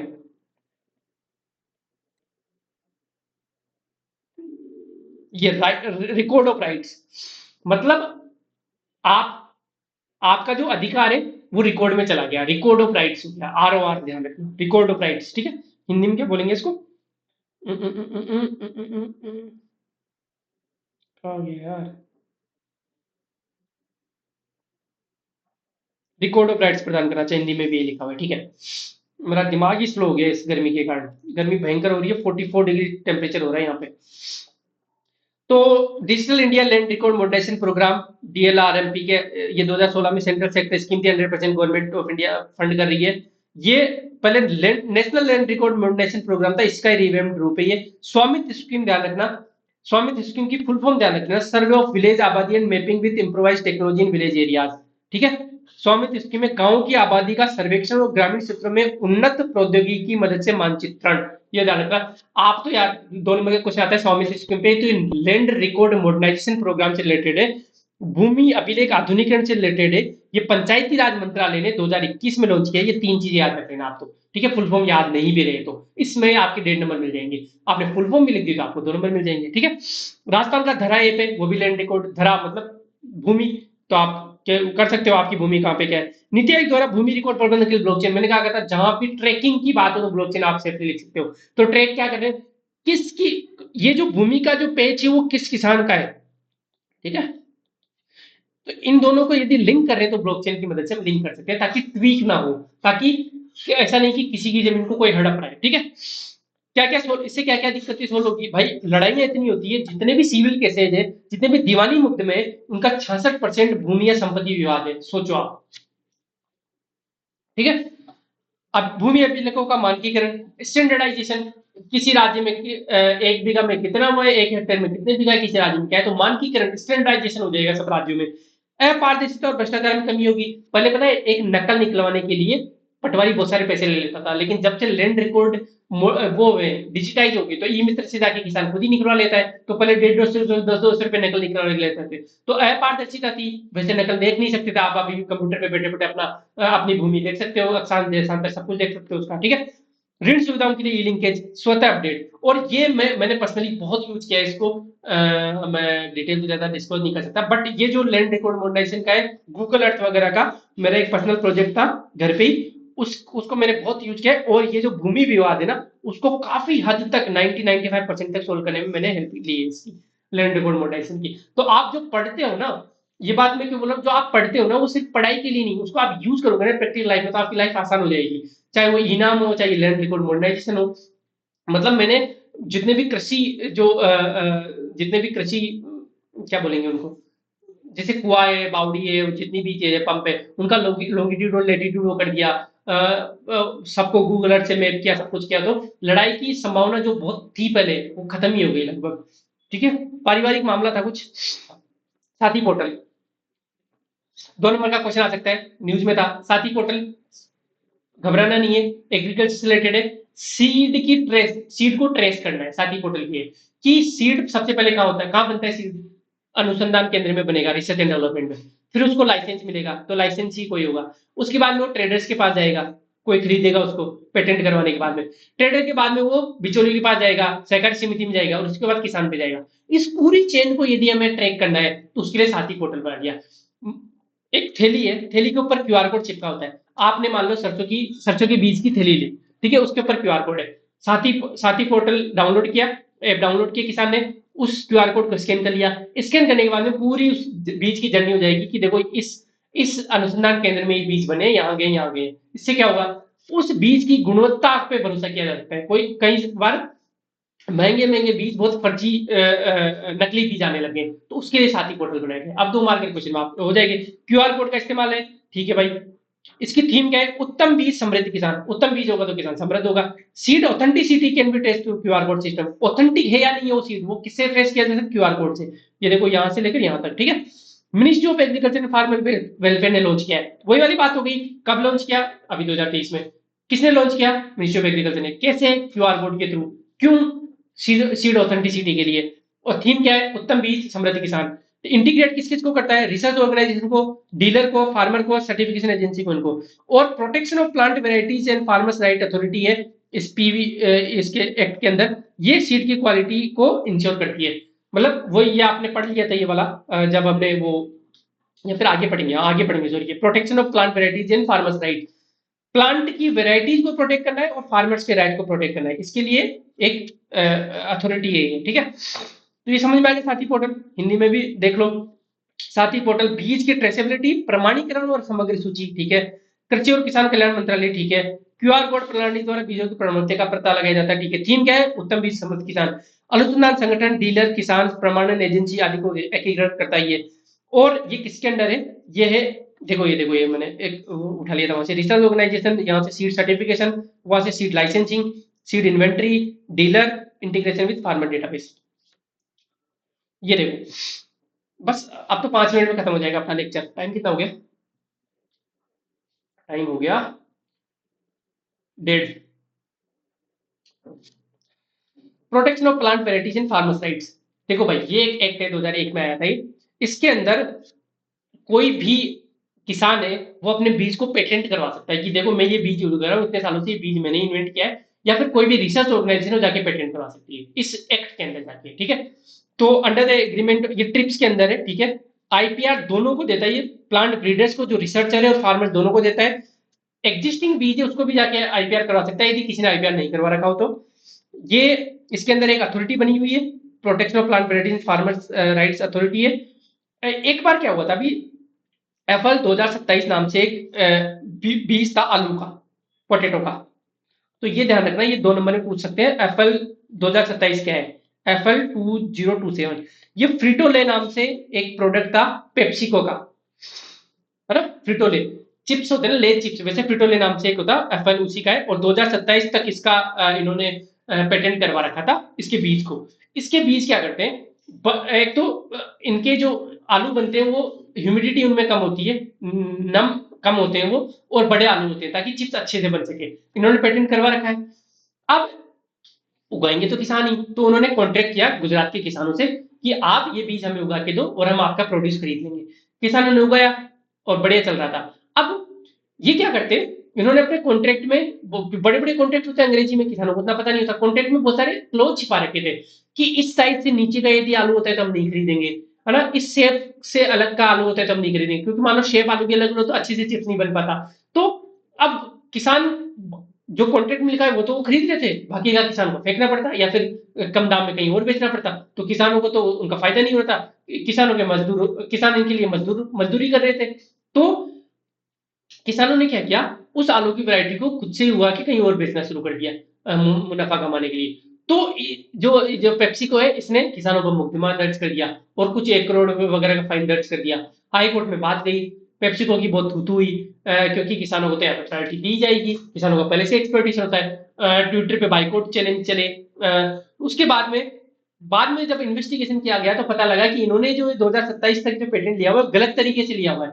एग्जिस्टिंग वेरायटी को नई वेरायटी दिखा के लिया हुआ है। ये पहले से ही जो एप्पल 2027 है ये कहीं और देश में शायद ब्राजील वगैरह में उगाए जा रहे थे, इसको इन्होंने न्यू वेरायटी बता के यहाँ पे रजिस्टर कर, तो रजिस्ट्रेशन ही गलत था इनका।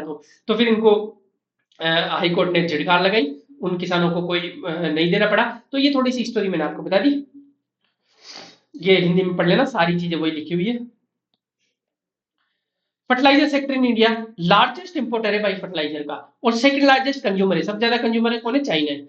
One of the 8 core industry question पूछा हुआ है, उनमें से एक है जैसे सीमेंट है ना? ये सब 8 कोर इंडस्ट्रीज में आते हैं, तो one of the 8 core industry fertiliser है। ठीक है, यूरिया टोटल फर्टिलाइजर का 2/3, 66% यूरिया फर्टिलाइजर का कंजम्पशन यूरिया का होता है। ठीक है, प्राइमरी फर्टिलाइजर एनपीके आपने पढ़ लिया था, nitrogen phosphorus and potash. Secondary fertiliser sulphur है, ये भी अपन ने पढ़ लिया था ऊपर। क्या क्या नुकसान है, ज्यादा यूज करोगे तो सॉइल डिग्रेड होगी, है ना? मृदा का निम्नीकरण होगा, पर्यावरण प्रदूषण हो रहा है, यूट्रोफिकेशन मैंने कल बताया था, वो काई जम जाती है उस पर, यदि जो रन ऑफ होके यदि यूरिया वाटर बॉडीज में जा रहा है तो काई जम जाती है, तो उससे जो जो जलीय जीव है वो मर जाते हैं, उनमें जो बायोलॉजिकल ऑक्सीजन डिमांड है ना, वो बहुत ज्यादा हाई हो जाती है उस पर्टिकुलर वाटर बॉडी की। नाइट्रोजन आधारित उर्वरक नाइट्रस ऑक्साइड उत्सर्जित करते हैं। ठीक है, जो कि जलवायु परिवर्तन को बढ़ाते, ग्रीन हाउस गैस है भाई, अमोनिया है जैसे। ठीक है, NH2CO NH2 को पानी में तो अमोनिया प्लस CO2 भी रिलीज हो रही है, ध्यान रखना, तो वो भी तो ग्रीन हाउस गैस ही हो गई। पीने के पानी के स्रोत को प्रदूषित करने से वयस्कों में कैंसर का खतरा बढ़ा है। पंजाब में देख लो, कैंसर ट्रेन चलती है पंजाब से बीकानेर, आप कैंसर ट्रेन कोट कर सकते हो। राजकोषीय बोझ बढ़ता जा रहा है, दुरुपयोग हो रहा है, आयात पे निर्भरता बढ़ती जा रही है। मतलब ये जो पी और के, इन पे तो अपन ने जो पोटास और पोटेशियम और ये जो फॉस्फोरस है, ये तो हम लगभग 100% आयात पे डिपेंडेंट है। ठीक है, सजेशन क्या क्या है भाई, जो मृदा स्वास्थ्य कार्ड है, सोइल हेल्थ कार्ड है, उसके हिसाब से आप अप्लाई करो, है ना। पोषण आधारित सब्सिडी दो, ऐसे रैंडम सब्सिडी नहीं कि यूरिया पे सबसे ज्यादा दे रहे हैं। अनुसंधान नैनो यूरिया, जैसे नैनो यूरिया से क्या हो रहा है, कम यूरिया में काम चल जा रहा है, ज्यादा रन ऑफ नहीं हो रहा, वेस्ट नहीं जा रहा, ठीक है। जितनी फसल को जरूरत है उतना ही काम आ रहा है, ठीक है। एक राष्ट्र एक उर्वरक योजना, वन नेशन वन फर्टिलाइजर हो गया। उर्वरक उड़न दस्ते, क्योंकि कालाबाजारी बहुत होती है, जैसे अपने परीक्षा में उड़न दस्ते आते हैं ना, फ्लाइंग स्क्वाड, कि कौन नकल कर रहा है नहीं कर रहा, वैसे ही इसके लिए भी उड़न दस्ते बनाए जा रहे हैं, ताकि कहीं और कालाबाजारी नहीं हो। शून्य बजट अप्राकृतिक खेती, जीरो बजट नेचुरल फार्मिंग, ताकि हम ऑर्गेनिक मेन्योर को यूज करें, जो खाद है, जो गाय का जो गोबर है, भैंस का जो गोबर है, इनको केंचुआ वाला जो खाद है उसको यूज करें। गोवर्धन योजना, पीएम प्रणाम योजना, ठीक है। पीएम प्रणाम योजना, इसकी फुल फॉर्म याद रखना, PM program for restoration awareness generation and nourishment and amelioration of mother earth, ठीक है। हिंदी में हम बात करें, धरती माता की पुनर्स्थापना, जागरूकता, पोषण और सुधार के लिए कार्यक्रम, पीएम प्रणाम योजना होगी। केंद्र सरकार द्वारा 2023-24 के बजट में पहली बार घोषणा की गई। देखो, एग्जाम में 2 मार्कर का क्वेश्चन आ सकता है, पीएम प्रणाम बहुत फेमस था एक बार, तो एक बार तो ये फुल फॉर्म याद रखना, धरती माता की पुनर्स्थापना, आप रिहेबिलिटेट कर रहे हो, जागरूकता, पोषण और सुधार के लिए कार्यक्रम है ये, ठीक है। 2023-24 में बजट में घोषणा की गई। इसमें क्या करना है, इसका अलग से बजट नहीं है, ध्यान रखना, है ना। इसमें जो पहले से ही जो फर्टिलाइजर्स है, जैसे नाइट्रोजन हो गया, फास्फोरस हो गया, पोटास हो गया, ये सब है, इनकी सब्सिडी को कम करके जो पैसा बचता है वो यूनियन गवर्नमेंट राज्य सरकार को अनुदान ग्रांट के रूप में दे देती है, उसका वो राज्य सरकार यूज करेगी केमिकल फर्टिलाइजर्स को हटा के, जो जैविक जो खाद है उसको बनाने में, उनको यूज करने में, ठीक है। ये इंपॉर्टेंट पॉइंट है इसमें। रासायनिक उर्वरकों पर सब्सिडी को बोझ को कम करना, जो कि 2022-23 में 2.25 लाख करोड़ रुपए था। सोचो, पूरे एग्रीकल्चर का बजट तो 1.25 लाख करोड़ है, और फर्टिलाइजर का 2.25 लाख करोड़ है, इतनी सब्सिडी दी जा रही थी फर्टिलाइजर में। एक गंभीर समस्या का समाधान, कौन सी है गंभीर समस्या, कृषि में रासायनिक उर्वरकों और कीटनाशकों का अत्यधिक उपयोग, ठीक है, इसको समाधान करना है। पीएम प्रणाम योजना के लिए अलग अलग से कोई बजट नहीं है, इस योजना को मौजूदा उर्वरक सब्सिडी की बजट से वित्त पोषित किया जाएगा। केंद्र राज्यों को सब्सिडी का लगभग 50% अनुदान के रूप में देगा, ध्यान रखना ही है ना। और कृषि में जैव और जैविक उर्वरकों को एकीकृत करना, वो जितने भी जैव हो गए, खाद भी जो मैंने बोला था, केंचुआ वाला खाद, सब ठीक है।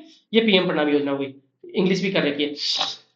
ये हो गया अपना खत्म। बस एक स्टैंडर्ड कोड में मान लो 10 मार्कर का क्वेश्चन आ जाए एग्रीकल्चर पे, चाहे वो डबल इनकम हो जाए या कोई भी आ जाए, कृषि सुधारों की बात हो जाए, तो इनमें से कोई सा भी आप यूज कर सकते हो कंक्लूजन में, कि हमें खाद्य सुरक्षा तो हमने अचीव कर ली, ग्रीन रिवोल्यूशन वगैरह से भूखा तो कोई नहीं मर रहा, इवन अपने तो इसमें गोदामों में सड़ हो रही है चीजें, खाद्य सुरक्षा हमने अचीव कर ली, लेकिन हमें पोषण सुरक्षा की तरफ जाना है, हिडन हंगर को पूरा करना है, हम न्यूट्रिशन की तरफ जाना है, मिलेट्स को बढ़ावा देना है। तो ऐसे आप कंक्लूजन लिख सकते हो कि from coming PL480 program to achieving the food security, we have to go long to achieve the nutritional security. PL480 programme में हम खाद्यान्न के लिए अमेरिका पे डिपेंड करते थे, वहां पे जो गेहूं वो सूअरों को खिलाते थे, वो PL480 प्रोग्राम में हमें भेजा जाता था, गंदे क्वालिटी के जो गेहूं है वो हमें भेजा जाता था। वहां से हम यहां तक तो आ गए कि हम खुद का पेट खुद भर सकते हैं, फूड सिक्योरिटी हमने अचीव कर ली, लेकिन अब हम यहां से बढ़ के हम न्यूट्रिशनल सिक्योरिटी पे भी जाना चाहते हैं, ठीक है। DPSP article 48 to organize agriculture and animal husbandry on modern, या आप डीपीएसपी यूज कर सकते हो, कि ये स्टेट की जिम्मेदारी है कि एग्रीकल्चर और एग्रीकल्चर जो एलाइड एक्टिविटीज है एनिमल हस्बेंड्री को मॉडर्न साइंटिफिक लाइंस पे आपको व्यवस्थित करना है, इसीलिए ये सारे प्रयास किए जाने चाहिए। ऐसे भी आप आर्टिकल 48 का यूज कर सकते हो कंक्लूजन में। आप एसडीजी 2 का आप कर सकते हो, एसडीजी 2 भूख को समाप्त करने, खाद्य सुरक्षा और बेहतर पोषण के लिए टिकाऊ कृषि को बढ़ावा देने पर केंद्रित है, तो आप ऐसे यूज कर सकते हो एसडीजी 2 को। आप आप हरित क्रांति से अमृतकाल तक नीति आयोग का स्लोगन यूज कर सकते हो। आप कोट यूज कर सकते हो मैं स्वामीनाथन का, यदि कृषि गलत होती है तो किसी और चीज को सही होने का मौका नहीं मिलेगा, मैन्युफैक्चरिंग सर्विस सेक्टर सब धरे रह जाएंगे, अपन पढ़ेंगे कहां से जब हमारे पास भूखे पेट तो वजन ही नहीं होते, ठीक है। Agriculture should be socio economic viable, gender inclusive, climate resilient, nutritional sensitive and mix of traditional and technology. कृषि सामाजिक और आर्थिक रूप से व्यवहारिक होनी चाहिए, बिल्कुल लिंग समावेशी होनी चाहिए, महिलाओं को भी इक्वल उनका रिटर्न मिलना चाहिए, जलवायु अनुकूल होनी चाहिए, पोषण के प्रति संवेदनशील होनी चाहिए, ऐसा नहीं कि आप सिर्फ गेहूं और चावल उगाते रहे हो, आपको डाइवर्सिफिकेशन करना चाहिए, न्यूट्रिशनल सिक्योरिटी का ध्यान रखना पड़ेगा, और परंपरा और प्रौद्योगिकी का मिश्रण होनी चाहिए, ऐसा नहीं कि आपने बिल्कुल पहले की परंपरा को छोड़ ही दिया आधुनिकता के कारण, आपको जैविक खेती पे, जीरो बजट नेचुरल फार्मिंग पे, आपको जो पंच तत्व है उनका सही से यूज करना पड़ेगा, साथ में आपको प्रौद्योगिकी को भी नहीं छोड़ना पड़ेगा, चाहे वो ग्रेडिंग सॉर्टिंग हो, चाहे किसानों को सही से अपना इंफॉर्मेशन दिलाने के लिए ये ई नाम हो, चाहे फिर वो क्या नाम ब्लॉकचेन टेक्नोलॉजी का भी। तो ये सारी चीजों का आपको मिश्रण करना पड़ेगा। इतना अच्छा सा कंक्लूजन आप लिख सकते हैं। 2 लाइन का कंक्लूजन है, कृषि सामाजिक आर्थिक रूप से व्यवहार्य, लिंग समावेशी, जलवायु अनुकूल, पोषण के प्रति संवेदनशील और परंपरा को मिश्रण होनी चाहिए। ये हो गया साहब कंक्लूजन। ये PL480 में देखो इस तरीके से लाद के अपने गेहूं आते थे PL480 प्रोग्राम में, ठीक है। ब्रॉड लर्निंग क्या क्या है, कहीं भी सजेशन की बात हो तो टेक्नोलॉजी को भाई साहब, गवर्नमेंट की स्कीम्स को, फंड को, इनको नहीं भूलना चाहिए। स्कीम का मैंने बता ही दिया, सबसे पहले कब लॉन्च की गई, किसने लॉन्च की, स्टेक होल्डर कौन कौन से, टारगेट क्या क्या है, फंड कहाँ से आ रहा है, कितना क्या कैसे आ रहा है, फुल फॉर्म आपको लिखनी है, प्रोज कौन, सजेशंस, टेक्नोलॉजी क्या क्या काम आ रही है, कीवर्ड या थीम क्या है, जैसे उन्नत बीज का समृद्ध किसान हो गया, FRDPSP वगैरह सारी चीजें मैंने आपको कवर करा दी है। हमारा एक प्रोग्राम चल रहा है रीपा लाइट नाम से, इसमें 22 टेस्ट सीरीज है, इसमें 22 टेस्ट के आपको सोल्यूशन मिलेंगे। चेक अब वो नहीं हो पाएंगे क्योंकि हमने एडमिशन क्लोज कर दिए अभी। आपको 22 टेस्ट के सोल्यूशन मिल पाएंगे, जिसमें 70% तक आपके एग्जाम में डायरेक्ट मैच होंगी चीजें, क्योंकि जो सोल्यूशन है वो डिटेल में हमने बनाए हुए हैं। कलम है, इसमें ही आंसर राइटिंग सिखाई जाती है, यूट्यूब के फ्री वीडियो आपको मिल जाएंगे। वीआईपी वैल्यू एडिशन प्रोग्राम, जिस तरीके के नोट्स है, वैसे हर सब्जेक्ट के हमने जिनमें वैल्यू एडिशन पॉसिबल है, जैसे कोर्स हो गया, डेटा हो गया, फैक्ट्स हो गया, ये सारी चीजें हम प्रोवाइड करवाते हैं वीआईपी में। पर्सनलिटीज हो गई, कमिटीज हो गई, ये सारी चीजें हम प्रोवाइड करवाते हैं। टारगेट 120 60 दिन तक पेपर 4 की डेली प्रैक्टिस करवाते हैं, क्योंकि पेपर 4 बहुत इंपॉर्टेंट है, ठीक है। तो ये आप कनेक्ट सील्स के टेलीग्राम चैनल पे जाके आप इंक्वायरी ले सकते हो। ज्वाइन करने, कनेक्ट का जो टेलीग्राम चैनल है उसमें लेट्स कनेक्टेड है, वहां पे आप मैसेज कर सकते हो। बाकी तो भाई देखो, आप पेड प्रोग्राम ज्वाइन करो नहीं करो वो आपकी मर्जी है, वो आपको सुटेबल लगे तो ठीक है। ऑलरेडी 1000 से लोग बेनिफिट ले रहे हैं इस मेंस में पेड प्रोग्राम्स का। अल्टीमेटली बात ये, respect every human being, free program का फायदा लेते रहो, सभी लोगों को रेस्पेक्ट करो, मस्त रहो और एक्सरसाइज करते रहो। एटलीस्ट 4 दिन तो जाया करो, घूमे आया करो, थोड़ी दौड़ लगाया करो, हेल्दी हेल्दी खाना खाओ, घर का खाना खाओ। अब 2 महीने बचे हैं लगभग अपने पास, 2 महीने से थोड़े ज्यादा ही है, 10 दिन ज्यादा ही है। और अपने फैमिली और अपने फ्रेंड से टच में रहो। आपको ये लेक्चर अच्छा लगा हो तो लाइक कर दो, नहीं लगा हो तो डिसलाइक कर दो। कमेंट में आप अच्छा बुरा कुछ भी लिख सकते हो, सजेशन भी लिख सकते हो, आपकी डाउट्स हुए भी आप पूछ सकते हो। Thank you so much for being such a lovely audience. Bye bye.